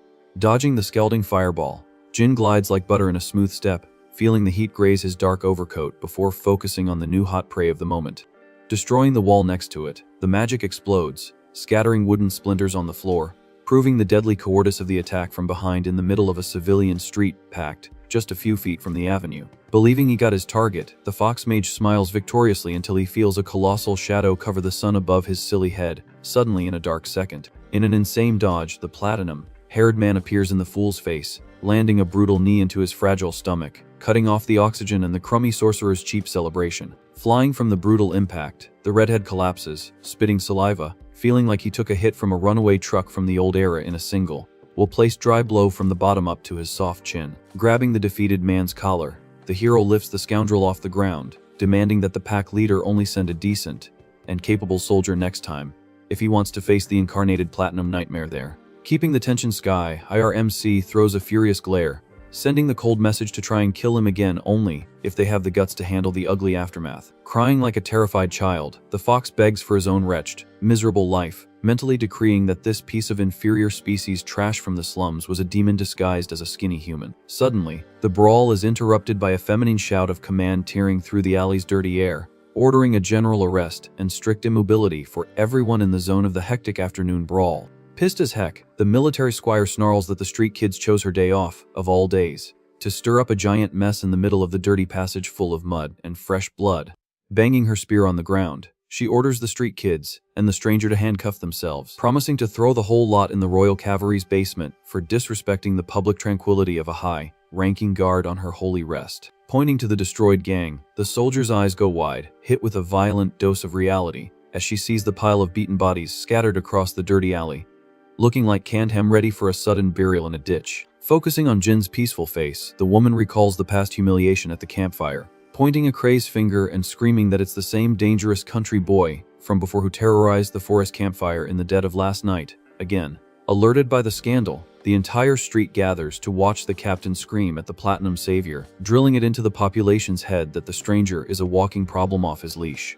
Nervous about being caught, the soldier swallows hard, taking in the level of damage the man in black did alone to those heavyweight guild thugs in a matter of 3 clean-timed seconds. Without backing down, the woman advances with her spear drawn, accusing Jin of being a born troublemaker since he barely set his stinking foot in the big city, and already started a fatal street fight with the hidden nobility of the suspicious local alleys. Spewing prejudice, she insults the traveler's species, linking his behavior to a lack of class and blaming him entirely for the bloody circus that ruined her peaceful passage and deserved stroll in the open market. Cornered by the cowardly and shameful situation, Jin sighs, peacefully explaining that he was just dodging others' punches in a clear and legitimate, brutal exercise of the sacred right of self-defense to survive there in one piece. Showing support, a noble and curious little girl steps out of the crowd, confirming that the man in the dark coat only defended himself from the cowardly attack from behind by the Shady Alley gang, taking a stand against the injustice of the snooty military order at that end of the street. Hearing the testimony, the lieutenant slowly lowers her weapon, realizing that the beaten-up bandits were wearing branded uniforms that the elite cavalry knew well from other unexplained underworld brawls. Changing her tone to an authoritative one,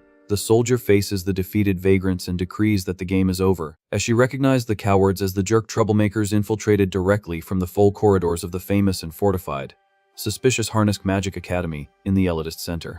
Red with embarrassment, the Canine Knight mutters under her breath, hoping that the rich lady isn't in the middle of this mess. Masking her shame, she orders the guards to take the bandits away and tells the platinum-haired man to forget what he heard. With a smirk, Jin plays along, commenting on how the Holy Knights work hard even on street patrols. Promptly, the girl justifies herself, saying she was just grabbing a snack in the city and decided to lend a hand with public order. Narrowing her eyes, the squire looks at the stranger very suspiciously. Mentally, she notes the skinny guy's absurd strength, since the troublemaking academy students were not weak at all. Without giving him much attention, our MC says goodbye, turning his back as the guard warns him not to cause any more trouble in the capital. However, before she gets far, Jin asks the young woman to be his GPS and show him the way to a specific place. Surprised by the country boy's nerve, the knight stops in the middle of the street, not understanding the cheeky request. The scene then cuts to a gigantic, luxurious mansion shining under the moonlight, marking the property of Captain Argus. Sitting across from the suited man, the platinum-haired guy wastes no time and bluntly says,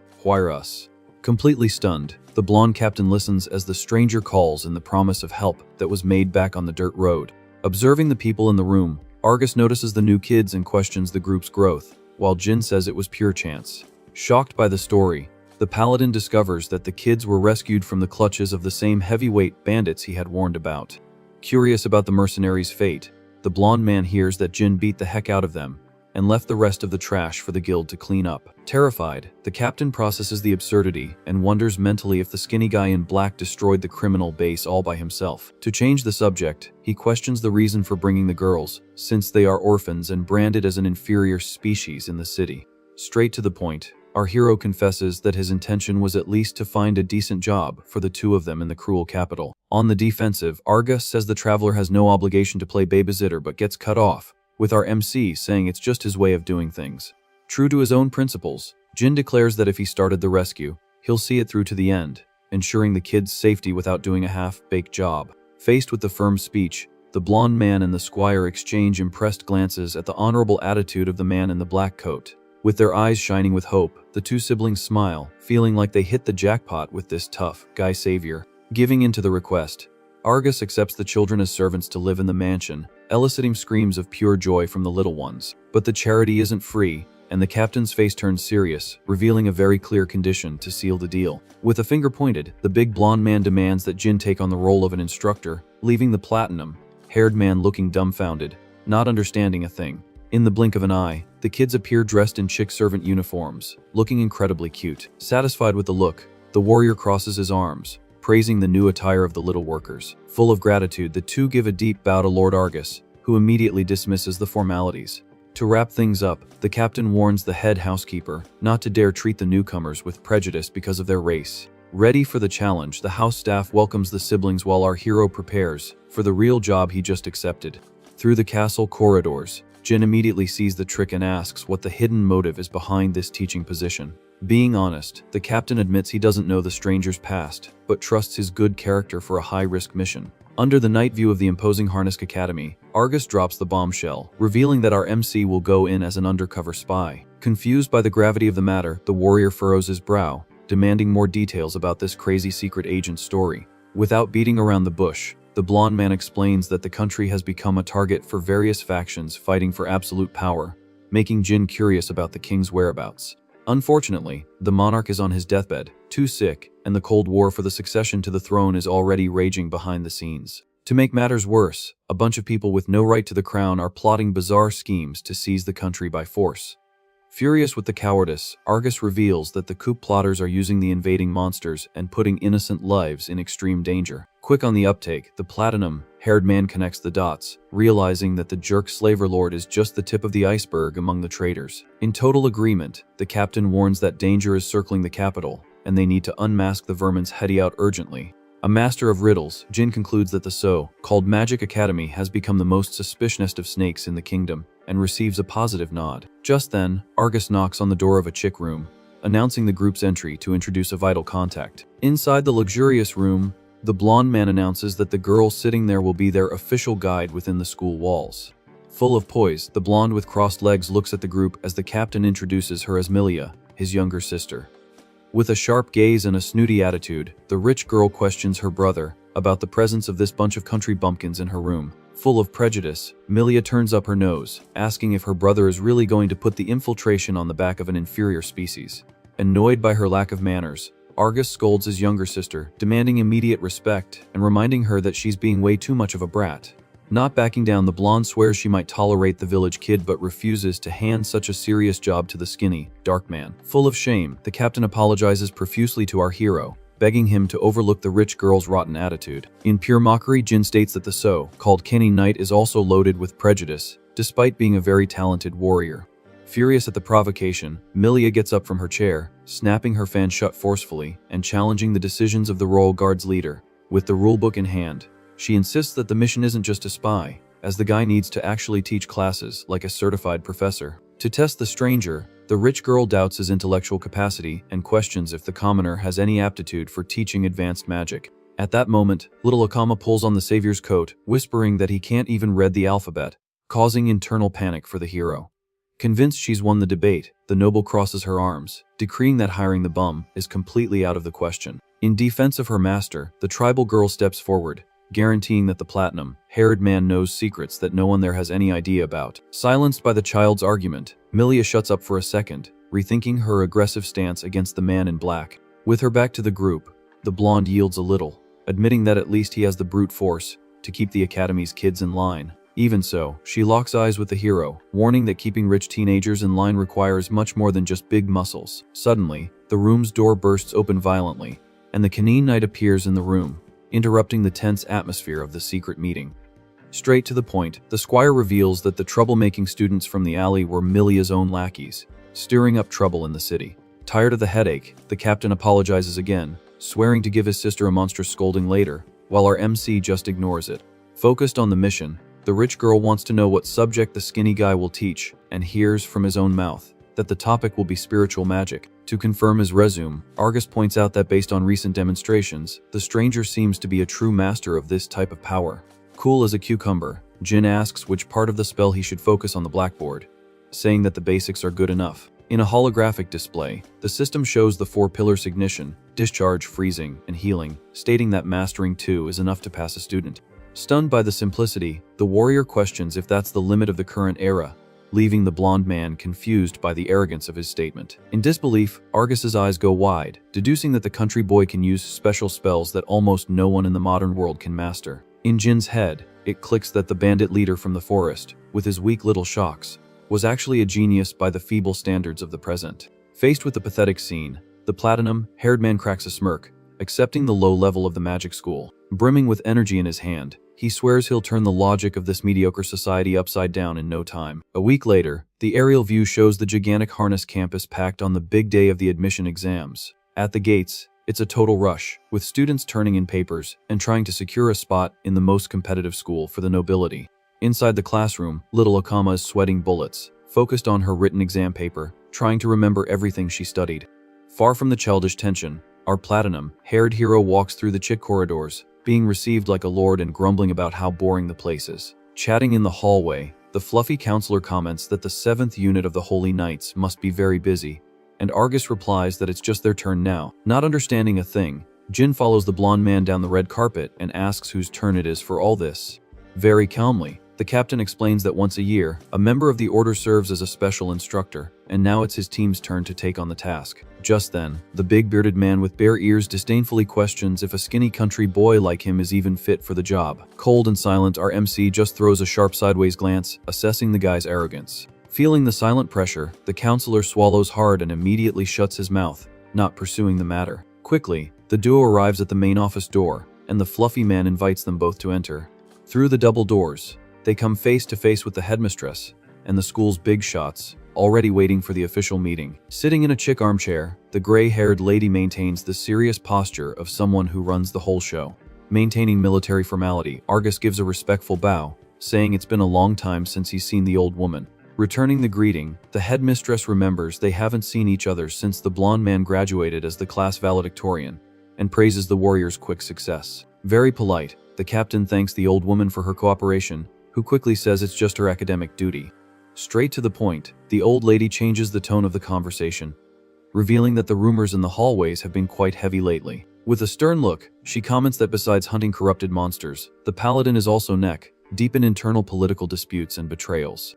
Completely understanding, the woman agrees that the lack of personnel in the order makes sense, since the leader's routine is crazy. However, the old woman warns that outside problems don't justify leaving the magic school in just anyone's hands. Sizing Jin up, she lets out the venom, asking if the captain really wants to put this suspicious character as a teacher. In a tense atmosphere, the entire room focuses on the skinny stranger, waiting for a convincing response from the paladin. Without showing any reaction, the platinum-haired man remains silent while Argus asks the stressed-out administration to calm down. Confident in his ally's power, the blonde man guarantees that the traveler is far more capable than any recruit from his own elite unit. Reinforcing his resume, the leader states that the newcomer is a true monster in pure combat techniques. Sighing heavily, the white-haired lady closes her eyes and accepts the nomination, trusting her former student's word completely. But a canine counselor suddenly freaks out, slamming the table and yelling that this is a complete and utter absurdity. Full of prejudice, the suited man points a finger in the hero's face, saying that the traditional academy has never accepted an inferior species on its faculty. Completely indignant, the animal man screams that a sacred position cannot be tainted by riff-raff, questioning if they want to shame the institution. Faced with the hysteria, the old woman passes the ball to the other chubby counselor, asking his opinion on the whole scene. Stroking his beard, the feline lord agrees with his colleague's fit, reminding them that the school is the cradle of the rich nobility's children. He then warns that putting a guy from the bottom of the pyramid to teach will generate a general revolt among the snooty students and teachers. Weighing the situation, the headmistress confesses that emotionally, she also finds the idea terrible but decides to maintain the impartiality of her position. Passing the floor to the target of the insults, the lady asks to hear the traveler's defense, and he accepts the invitation on the spot.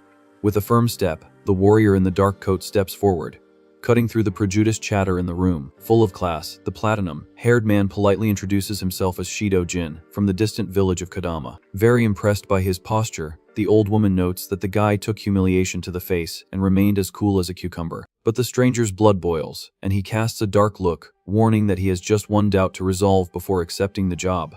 Straight to the point, Jin asks if he's useless for the position because he's branded as an inferior race, or if the folks think he lacks raw skill on his resume. Laughing at his audacity, the lady states that the issue is about strength, guaranteeing that real talent silences any prejudice within those walls. Quickly, the hero asks for a chance to prove what he's capable of, and the old lady accepts the challenge without hesitation. To settle the dispute, the suited blonde man suggests a practical combat test in the middle of the school's courtyard. Cutting to the outside, the scene shows the academy's colossal testing arena under the midday sun. Standing on the packed earth, Jin and the canine counselor face each other, while the suited man brags about the lack of an audience due to the admission exams. Full of swagger, the snooty professor scoffs, saying the country boy is lucky not to be embarrassed in front of the rich kids. Silent as a statue, our MC couldn't care less about his vain opponent's cheap provocations. From the stands, the old woman shouts the rules, warning that the duel must use only pure spiritual magic and no bladed weapons. Smiling, she justifies that seeing real strength in practice is the best practical test for a heavy magic instructor position. Just then, some curious students notice the strange activity and start gossiping about the mock battle that's about to happen down below. Attentive to the duel, the rich girl Milia crosses her arms, revealing that she's never seen the canine professor fight for real. Extremely bored, our hero sighs, calling this whole charade a ridiculous and bureaucratic waste of time. Eager for a show, the headmistress asks to see the pitiful limit an inferior species can reach in a high-level magical combat. Without blinking, the blonde captain analyzes the field, confessing that he'll also be seeing the platinum-haired man fight for real for the first time. Recalling from memory, Argus remembers that the physical levels of the inferior folks are terrible, and even using divine power, the damage is usually minimal. Preparing his attack, the suited canine man tells the country boy to brace himself, and hopes he didn't misread his opponent's strength. With a sadistic face, the little office villain cracks a macabre smile, ready to turn the test into a public humiliation. Accumulating fire in his palm, the suited wolf yells, warning that he'll give the first attack with all his strength. Immediately, a colossal explosion kicks up dust in the entire arena, showing the raw impact of the orange, flaming magic. Far from the danger, the rich students cheer, impressed by the fiery flash tearing through the middle of the courtyard.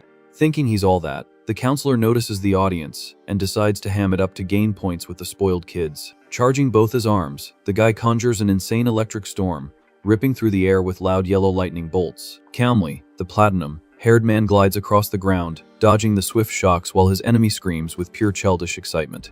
Without letting up, the cowardly professor mixes fire and lightning, trying to fry the stranger in every corner of the dirt field. Laughing arrogantly, the little villain accuses the hero of only knowing how to run, reaffirming his blind prejudice against his species. Full of himself, the Wani beast wolf yells that he may not be a holy knight, but he was once the great valedictorian of that famous school. Flying with an absurd flaming aura, the guy decrees that the slum trash will never stand up to the intellectual elite. Faced with so much empty spectacle, Jin just lets out a tired grunt in the middle of the gray smoke. Blocking the flames, the warrior laments that the spiritual gift was created to heal the planet, not to hurt humans in a straight brawl. However, since there's no other way to prove his worth, the man in black assumes a combat stance, prepared to end the circus. In the blink of an eye, our MC's right palm accumulates a dense and incredibly threatening blue energy. Forming a miniature black hole, the traveler warns that he's going to show a small free sample of his true talent. Suddenly, the canine professor freezes in midair, feeling a deadly chill as the entire ground cracks beneath him.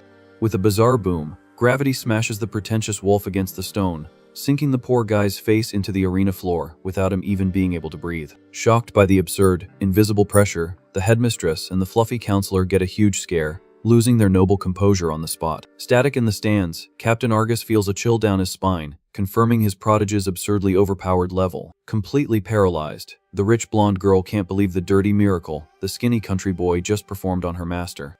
Pressed into the dirty ground, the professor stammers in terror, asking what the heck kind of invisible spell broke his ribs in mid-air. Stepping firmly beside the defeated man, Jin coldly explains that he just manipulated the area's gravity with a subtle touch of the nanomachines. With a frightening smile, the new professor warns that the students of that academy have a lot to learn from the true dark strength of the ancient era. Enveloped in a dark aura, our hero warns that the moral lesson isn't just for the students, but for all the snooty teachers at the school. From a general view of the arena, the damage is clear, showing the absurd crater that the invisible power dug into the hard ground. Pale with terror, the suited wolf looks up at the platinum-haired man, feeling the pressure of the black magic crush even his soul. In a swift move, Jin snaps his fingers, breaking the heavy enchantment on the spot. Immediately, the canine professor collapses on all fours, desperately gasping for air. Dominated by fear, the defeated man screams in panic, demanding to know what kind of witchcraft the stranger used against him. Blinded by his wounded ego, the wolf points a finger, accusing our MC of using a dirty trick, since he's never seen such a dangerous spiritual magic in his life.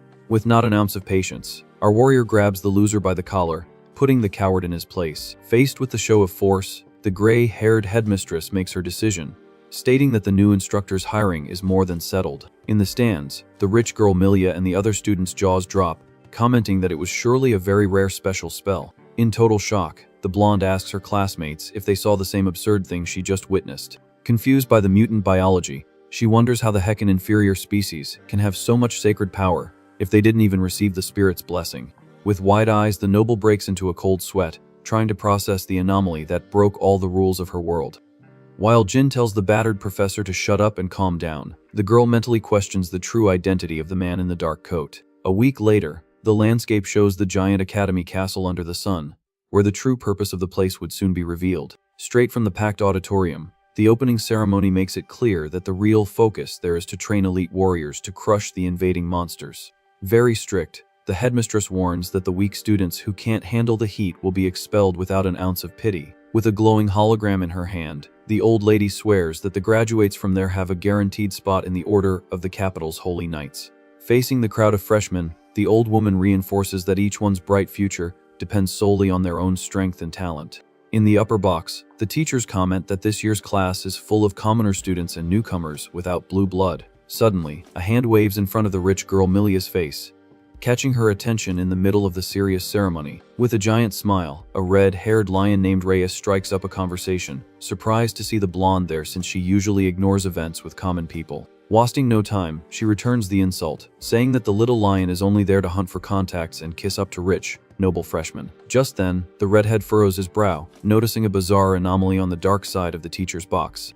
In disbelief, the guy questions why the heck there's someone of an inferior species sitting in the master's chair, and soon hears that the platinum-haired man is the new instructor. Shocked by the gossip, the lion screams in disbelief, and the blonde takes the opportunity to ask his opinion on the skinny, dark man. Sweating profusely, Reyes freezes, not knowing what to say about that sinister presence in the black coat. Very serious, Milia confesses that she also thought the guy was just a piece of inferior species trash, but quickly swallows hard, remembering his crushing power. Far from the gossip, Jin stares at the auditorium from above, thinking about the colossal size of the campus and calculating the absurd amount of work it will be to investigate it all.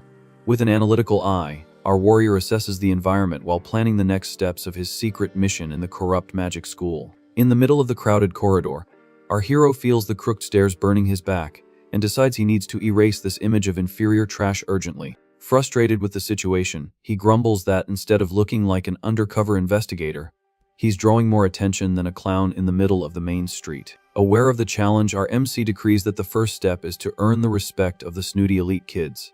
Inside the giant amphitheater-shaped classroom, the main professor announces the return of the intense lectures on spiritual magic. Warning the elite class, he tells the kids not to let their guard down with the freshmen, but then ironically says that advice like that doesn't even tickle the veterans. Just then, a wicked smile crosses the canine professor's face as he invades the class full of bad intentions and venom to spit. Confused by the empty chairs, the headmaster complains about the lack of students, questioning if the folks just lost their will to study. Sitting in the stands, the rich girl crosses her arms, rolling her eyes and confirming that she's there against her own will. With a sadistic laugh, the suited wolf mentally confesses that he spread malicious rumors on campus just to empty his platinum-haired rival's class. In pure falsehood, the little villain sees Jin entering the room and says that the emptying happened just because the lecture would be given by an unworthy commoner. Feigning politeness, the wolf makes room at the pulpit, calling the stranger professor, and asking him to introduce himself to the handful of people there. Calm and unshaken, our warrior steps forward and reveals the name Shida Jin, maintaining his Dark Lord posture. Straight to the point, he announces that he'll be teaching spiritual magic for a while and hopes their teamwork will be fruitful for the season. Immediately, the little red-haired lion throws his legs up on the table and scoffs, asking if the skinny guy can really handle the heat of teaching a tough class. Without losing his composure, the platinum-haired man retorts with a sharp look, stating that the answer to that is something the class itself will have to find out the hard way. Leaving the choice free, Jin states that if the class seems useless, the door is right there, but the little lion just laughs at the warning. Changing his tone, the hero imposes a golden rule, forbidding the kids from using divine power against other people under any circumstances. Lighting a blue sphere in his hand, the impromptu professor explains that spiritual magic is used to stop the absurd healing of mutant monsters. To better illustrate, the scene shows the ancient technology melting the green core of a giant abomination on fulminant impact. During the tactical explanation, Jin reveals that the spell doesn't block human regeneration, causing only normal injuries, and throws the question of why into the air. Clenching his glowing fist, he answers it himself, stating that this weapon was forged in the past solely to crush colossal beasts. About to end his speech, the warrior looks at the rich girl Milia, imploring the new generation not to corrupt the vital purpose of the sacred force. Suddenly, a scandalous laugh cuts the silence, and the wolf professor calls the platinum-haired man an idiot, stating that raw power has no rules. With his hands on his head, the little villain scoffs, saying he came to watch the class, just to laugh at the rookie asking students not to use their own weapons. Spewing prejudice, the canine accuses the stranger of being afraid to be embarrassed in a real battle because he's too weak to take a punch. Following the professor's lead, the rich students start to whisper and laugh at our MC's face in the middle of the immense amphitheater. Tired of this bunch of vapid, spoiled teenagers, Jin lets out a heavy sigh, feeling a headache pound at the back of his neck. Casting a murderous glare at the suited wolf, the platinum-haired man challenges the guy to prove his supposed weakness right there on the podium. Caught by surprise, the rival's eyes go wide, hearing the stranger tell him to charge his most overpowered magic and shoot to kill. With open arms and a cynical smile, Jin makes a heavy promise, vowing to disappear from the academy forever if the cowardly attack draws a single drop of blood from his body. Taking the bait immediately, the snooty professor cracks a giant smile, believing he's won the day and his cocky rival's swift dismissal. With a spear of lightning charged in his hand, the wolf tells the platinum-haired man not to cry with regret, because there's no going back from this stupid challenge. Without moving a muscle, Jin awaits the blow while the headmaster panics, screaming for the lunatic to stop before the whole room turns to dust. Completely insane and ignoring the student's safety, the villain hurls the electric spear with maximum force, yelling for his opponent to swallow the damage. Fast as a rocket, the yellow flash crosses the room straight for our dark-coated warrior's motionless face. With a deafening boom, the lightning explodes, raising a curtain of black smoke and sending debris flying everywhere on the wooden stairs. Very satisfied with the show of destruction, the cowardly wolf smiles arrogantly, thinking he fried the audacious country boy to a crisp. Suddenly, a sharp beam of black light cuts through the smoke, deflecting the giant electric spear and breaking the enemy's magic right in the middle. Like a deadly boomerang, the deflected projectile grazes the canine professor's ear and shatters the wall behind him with a frightening impact. Sweating buckets and nearly having a heart attack, the little villain feels a chill down his spine, understanding that death just kissed his neck in that crazy millisecond. Emerging unscathed from the dust with his eyes glowing blue, our hero coldly warns that if he wanted to, he would have returned the attack straight to the guy's cowardly face. Summoning hexagonal shields at his fingertips, the platinum-haired man states that judging a book by its cover in this chaotic world is the perfect recipe for a coffin. After the shock, the little red-haired lion freezes in his chair, unable to believe the precision of the counterattack, questioning out loud if that was really healing magic. Facing the scared professor trembling in his boots, Jin turns the tables verbally, reminding him that he took insults all morning but just proved to be 1,000 times superior. Pointing the glowing energy towards his rival, the hero delivers the ultimatum, asking what title they should call him now, and promising to give the answer by force if the guy gets it wrong. Standing at the podium, the platinum-haired man assumes the posture of a master with a confident smile, calling himself Professor. Without missing a beat, he questions if the canine professor knows the real conditions to activate spiritual magic. With a serious look, our hero demands an immediate answer, throwing it in the villain's face that he just tried to kill him. Completely lost, the wolf stammers, asking if the trick doesn't just depend on imagination during a fight. To demonstrate the theory, the rival creates a flame in his hand, saying you just need to focus the divine power and project the image. Straight to the point, Jin agrees that visualization helps but lays it on the line, warning that this isn't the activation rule. Summoning his own bluish light, the warrior explains that the nanomachines need to receive a specific wave frequency. Faced with his opponent's dumbfounded look, our MC reveals the secret existence of 8 mental wavelengths. On the invisible blackboard, he lists the classic magics of fire, lightning, wind, and ice, warning that the whole class already knows this. However, the entire room is left speechless when the new instructor announces that the spell menu has extra power. In an absurd demonstration, he creates a heavy gravity black hole and then a blinding flash in his palms. Playing with the laws of physics, the man in the dark coat manipulates the atmospheric pressure, just like he did in the duel outside. Closing the practical lesson, a perfect cubic shield appears, illuminating the traveler's serious face. Completely hysterical, the suited wolf screams, asking if the stranger can use all 8 types of magic at once. Smiling cynically, Jin creates a spark and returns the lesson, warning that just as the lightning became a spear, imagination dictates the form of the spell. Closing his hand, the platinum-haired man extinguishes the light and ends the demonstration, changing the amphitheater's mood on the spot. Full of authority, the dark professor summons the entire class to begin the real lesson. Later, the scene cuts to our hero walking alone through the chic corridors under the light of the setting sun. Deep in thought, he grumbles about the hellish mission of investigating the giant school without raising any red flags. But the intense movement of students everywhere hinders any stealthy search in the campus's main blocks. Determined to change his tactic, the traveler focuses on finding a restricted area just as the rich girl crosses his path. Upon meeting the blonde's eyes, he notices the heavy suspicion stamped on her scowling face. Without beating around the bush, Milia stops in front of the master, demanding to know who the stranger is behind this little act. Bluntly, the noble states that he was never a common commoner, and Jin agrees with the accusation, flashing an ironic smile. Crossing her arms, she decrees it's impossible for an inferior species to handle all the magical elements so easily. A smooth talker, the hero says anyone can do it by changing the frequencies, but the girl tells him to stop lying. With sharp reasoning, the blonde retorts that if it were that easy, the entire school wouldn't be drooling in shock. Leaving the rich girl talking to herself, the platinum-haired man turns his back and calls the student to debate in a quieter place. Right behind, the noble follows the professor's steps, demanding the official answers he owes her. In a purely mocking tone, Jin confesses to being an ancient human who slept for 100 million years and gets called a joker. Incredulous at the crazy story, Milia asks what his job was in that prehistoric era. Calmly, the traveler confesses he did a lot of things and reveals he used to clock in as a special government agent. Curious, the blonde translates the military term, imagining a grunt who gives his blood and life for his own country. With a nostalgic look, the platinum-haired man confirms the theory and swears he beat up countless villains in the chaotic past. In old memories, the scene shows Soldier Jin equipped with tactical armor, leading invasions on high-tech bases. Images of shootouts and explosions prove that the warrior lived in the midst of gunpowder, fighting bloody wars. Intrigued, the girl asks how a lethal soldier like him ended up in a sleep pod, and the short answer's a big, "I failed." Without shirking the blame, our MC admits that the arrogance of trying to solve all conflicts alone cost the entire planet. In the flashback, colossal mutant beasts destroy the cities while he laments having lost everything without being able to protect a single soul. In the present, he decrees he became a professor to be the shield of the new generation, but the girl's nobility rejects the sad talk.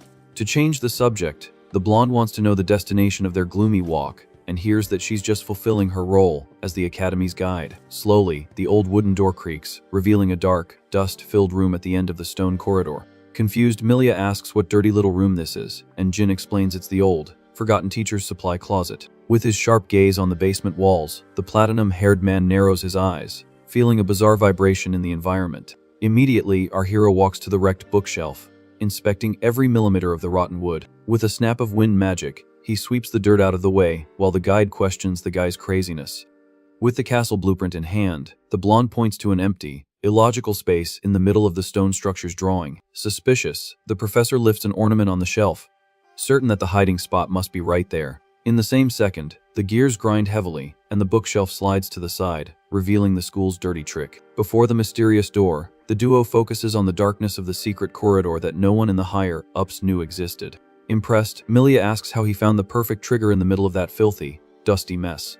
With his finger on the old ornament, the hero explains that the object was too clean, proving that someone turned the fake handle every night.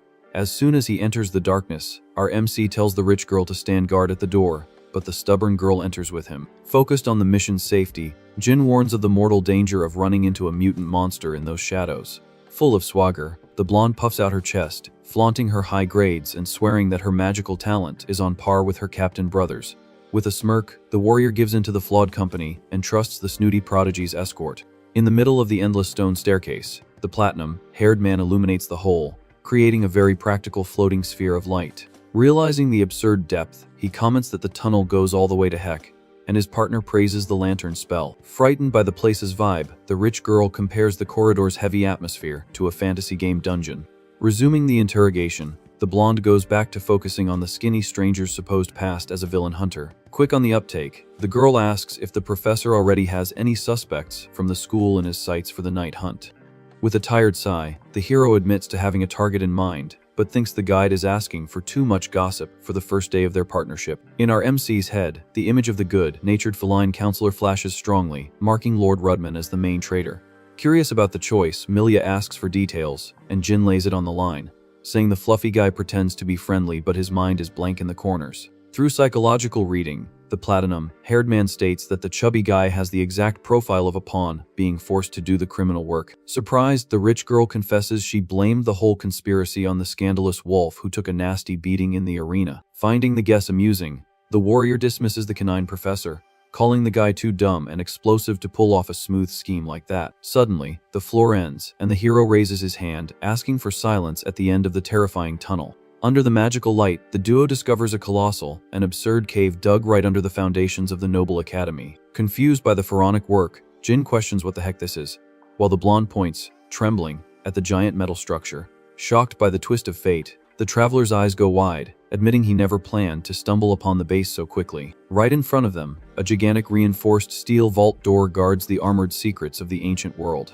Facing the lock, the hero recognizes the global laboratory that Dr. Kagura hid throughout the planet's underground. To confirm the theory, the door pulses with blue circuits, screaming the massive presence of nanomachines in the security lock. Frozen in shock, the rich girl Milia stares at the titanium wall, unable to believe that a bizarre technological treasure like this was sleeping under the school's corridors. Facing the colossal door, Milia takes a step back, asking if they have any chance of opening that iron monster. With his arms crossed, Jin confirms that normally they'd need an access key, and the girl sighs in defeat. Tightening his glove, the warrior remembers the shape of little Hakama's necklace, which activated the ancient nanomachines. In the flashback, the shining necklace reappears, proving that the little leader inherited the free pass from the heroes of the past. With a faint smile, the stranger says that if it's just a matter of access, the lock won't be any trouble for him. Focusing the energy in his hand, the platinum-haired man touches the digital panel, and the blue system instantly confirms Jin's VIP-level entry. In a series of booms, the heavy steel locks turn, unlocking the 100-million-year-old vault. Flinging the gates open, the professor warns that the guys trying to bring chaos to the country can only be the school's hidden masters. Pulling the answer, the hero decrees that the real traitor surely has a key identical to the little village girls. Pale with terror, the rich girl's teeth chatter upon discovering an apocalypse command center hidden under the students' chairs. Trying to understand the sorcery, The blonde questions how the skinny guy opened the vault without having the said key in his pocket. Cold and cocky, the traveler replies that being an ancient human has its own exclusive factory, installed advantages. Losing her patience, Milia demands to know if he really swears he came from 100 million years ago, receiving only silence in return. Far from joking around, our MC focuses on the bizarre scenery, noticing giant cages lined up in the hall. Looking down, the duo is faced with a colossal area full of scattered equipment, proving that the lab has become a heavyweight monster containment facility. Intrigued, Jin questions why colossal beasts would agree to become pets in normal cells. Through the cage glass, a muscular stone mutant stares into the void without making the slightest effort to break the bars.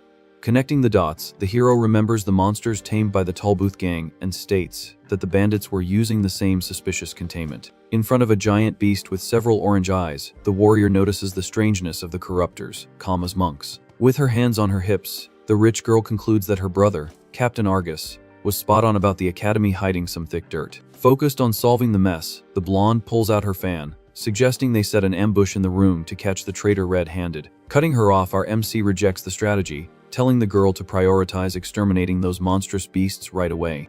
Desperate, Milia screams, asking if the professor would rather let the coup leader escape scot-free through the front door. Trembling with anger, the student throws reality in his face, saying that the students upstairs will be the first targets if the cage is open. Evoking the royal guard, she argues that even her paladin brother prioritizes the people's safety over arresting the dirty boss. Sighing heavily, Jin admits that the kid's logic aligns perfectly with the code of honor of the heroes of the past. But the platinum-haired man narrows his eyes, warning that his dark instinct for disaster is pinging strongly in that macabre basement. Without beating around the bush, the stranger tells the rich girl to run upstairs and call Argus's army to seal off the campus for good. Scared but firm, the student turns her back and runs back through the dark tunnel to fulfill the urgent request. Alone in the metallic corridor, the professor stares at a bizarre sundial stuck on the damp stone wall, smelling ancient trouble.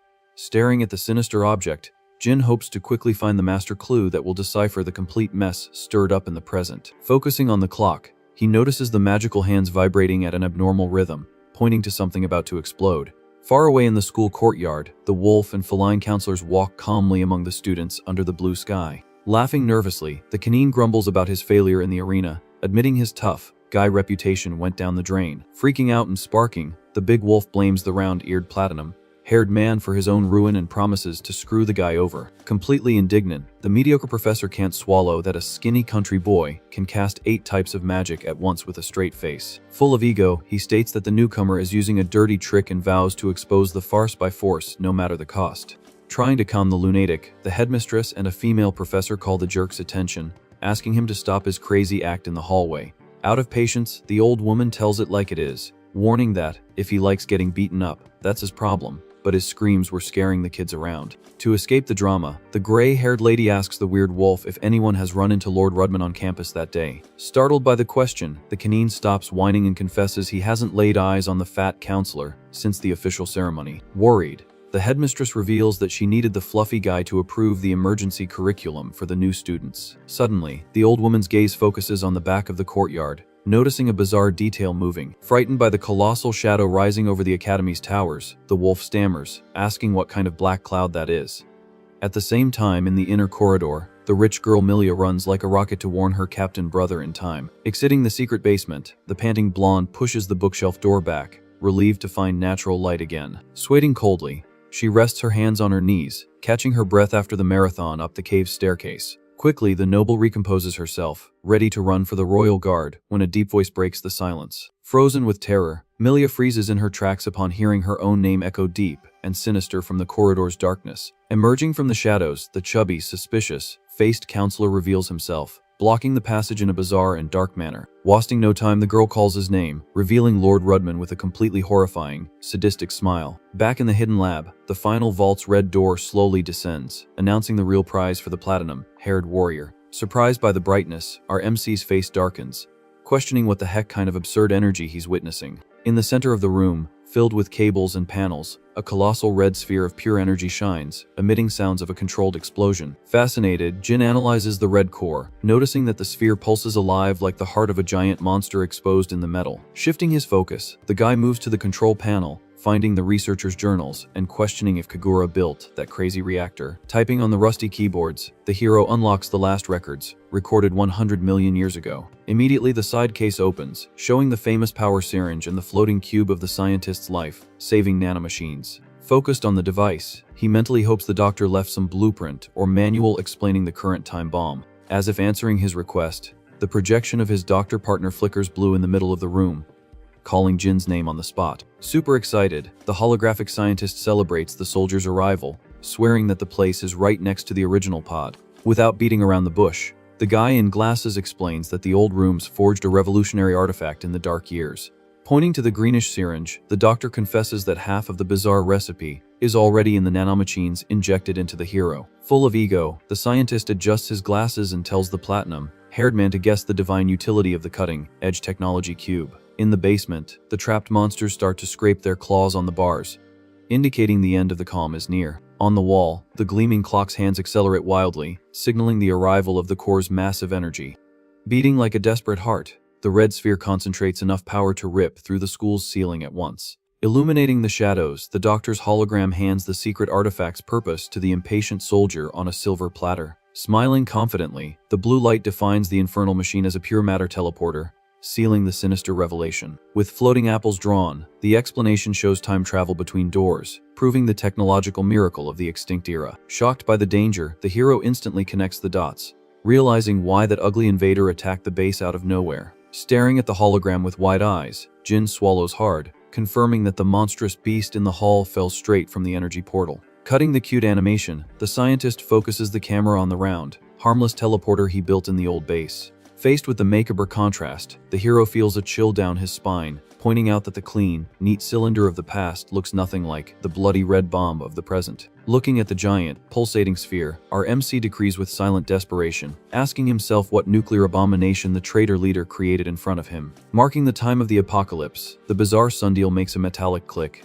turning all its gears at once. Immediately, the red core rips through the room with a deafening flash of pure energy, engulfing the entire laboratory.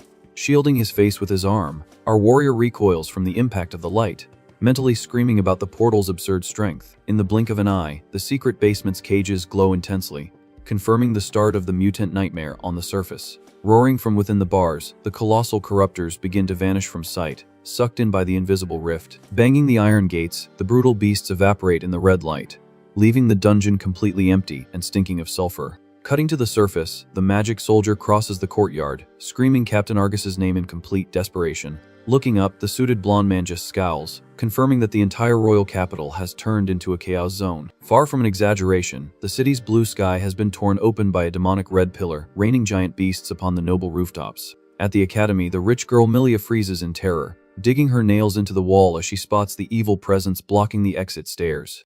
Blocking the tunnel, the chubby Lord Rudman cracks a horrifying smile, greeting the noble with a sickening calm. With fire in her hands, the blonde snarls, demanding free passage and accusing the fake master of commanding all this filth from the shadows. Too relaxed, the fluffy man raises his eyebrows, praising the little meddler's quick deduction. However, he shakes his head negatively, warning that her courage came too late to save any soul out there. Revealing the scheme, the traitor smiles macabrely, admitting that the total extermination operation of the metropolis has just been unleashed before them.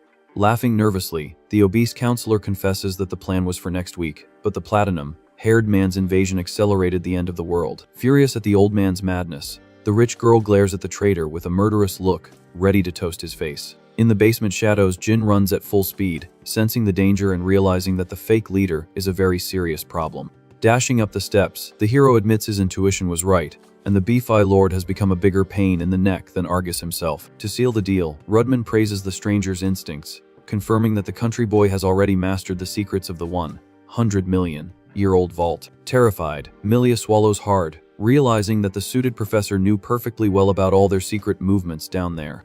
Mocking the blonde's heroic pose, the sadistic master questions if the little snooty girl has the guts to pick a fight and win a duel against him. Without waiting for an answer, the fluffy man begins to float, surrounded by a bizarre aura, swearing on his life that he now possesses more than enough power to wipe anyone off the map. Screaming like a lunatic, the chubby traitor stretches his arms, claiming to have embraced the invincible and ultimate force of the dark universe. However, the shouting is cut short by a giant clay pot flying from behind him, hitting his furry skull dead on. Strutting her stuff, the little native from the forest Kudo yells loudly, stating that the real new, raw power is in her hands now. Caught by surprise, the rich girl backs away, stuttering at the sudden brawl in the middle of the serious confrontation. Wiping sweat from her forehead, the young heroine breathes a sigh of relief, claiming she saved the day at the very last millisecond. Face down on the floor, the little fluffy villain passes out, feeling the weight of the pot crush his false hopes to pieces. Confused by the crazy ride, Milia asks what the heck the forest kids are doing invading the forbidden, secret teacher's room. Ignoring the question, Hakama points to the sky, terrified, screaming that the city has gone completely crazy and they need Jin's monstrous help. Confirming the story, the native explains that her partner saw the platinum-haired stranger dive into that dusty little room earlier. Awkwardly, the new student trembles like a leaf, stammering her introduction as Kudo Prutsa and asking for the blonde lady's pardon. Nervous, the little leader hits her friend, questioning the stupidity of knocking out a noble professor in the middle of the official corridor and causing a huge scene. Maintaining her anonymity, Hakama swears their masks are safe and blames the rich girl for the cowardly attack from behind, while Milia huffs with anger at being called Madame Potato. Suddenly, heavy footsteps rip across the stone stairs, showing that the calm lasted less than a sigh of relief. Trembling, little native Kudo's bright eyes go wide as she hears the buttons clicking aggressively from that side of the darkness. Breaking through the dust, the platinum-haired hero emerges panting from the cave, staring at the obese master passed out on the cold floor of the book depository. Running for a hug, Hakama warns our MC that the streets are burning in chaos, and the warrior just scowls, confirming he's aware of the disaster. Dark as heck, he snarls, saying that all the cage corruptors in the basement simply vanished into thin air, mysteriously. Swallowing her fear, the blonde connects the pieces and her eyes go wide, realizing the absurd disaster the canine leader has summoned outside. Flinging open the academy gates, the troop rushes out, running across the open courtyard and coming face to face with the real apocalypse. From the top of the giant walls, the view is terrifying, showing the ancient capital covered in thick smoke and pillars of flames tearing through the chick streets. Completely crazed, bestial wolves and corrupted soldiers hunt defenseless civilians, destroying goods and running over stalls in the main square. Flying over the inferno, demonic eagles sink their claws into the crowd, dragging screaming victims through the air in a true, senseless bloodbath. Smashing the stone houses, the colossal foot of the giant mutant deforms the ground, proving the brutal level of destruction of the freed horde. Facing the muscular beast, the nobility's buildings look like dollhouses, ready to be turned into brick dust without any effort. On the horizon, the King of Tentacles breaks through the walls, rumbling in a deep tone that makes the ground tremble far away on the Academy's safe hill. Furious, the monster with the hideous maw flexes its muscles, letting out a roar that shatters windows and announces that the capital is free lunch today. Shaken to her core, the rich girl cries, feeling that the end has truly come as the country collapses into the clutches of the rotten, merciless horde. Pained by his own tactical error, the warrior clenches his fists, grumbling that he miscalculated the risks and should have sliced up the time machine down there before gossiping. Tugging at his clothes, little Akama screams, pointing her thin finger at a disaster approaching the center of the chaos at absurd speed. Charging bright energy in its giant mouth, the tentacled beast aims directly at the intact walls of the main palace, its hatred floating in the air. In the blink of an eye, the disgusting beast concentrates the golden magic, screaming before spitting pure death towards the defenseless royalty. Unstoppable, the scalding yellow beam rips through the smoke, cutting across the entire city, prepared to wipe out the heart of the kingdom in a single, cowardly, and definitive shot. Terrified by the deadly trajectory, the noble goes into shock, realizing that the entire royal family will be incinerated in a flash if that laser hits the strong castle. Pulling out Kagura's famous briefcase, Jin opens the lock forcefully, declaring he'll take the blame for his own dumb mistake right away and guaranteeing he can handle the impossible blow. Squeezing the syringe in his hand, his glove explodes in blue electric currents, releasing the sealed power of the Jurassic teleportation technology into his flesh and blood body. In his memories, the smiling scientist explains that the serum is the practical summary of the space-faring contraption but breaks if it exceeds its daily use limit. Restricted to short distances, he warns that the magical workaround saves your skin. If you need to cross spaces the eye can see right in the middle of a fierce chase. Tearing through the skies, the colossal yellow energy blast dives relentlessly toward the heart of the royal castle. Immediately the warrior activates the syringe's power, turning into a beam of pure light that disappears from the courtyard, startling the girls. In the exact millisecond of impact, the platinum-haired hero appears in the air right in front of the palace towers, crossing the laser's path. With his palm open, he summons a gigantic hexagonal barrier, taking the destructive explosion on his bare chest and stopping the apocalypse in mid-air.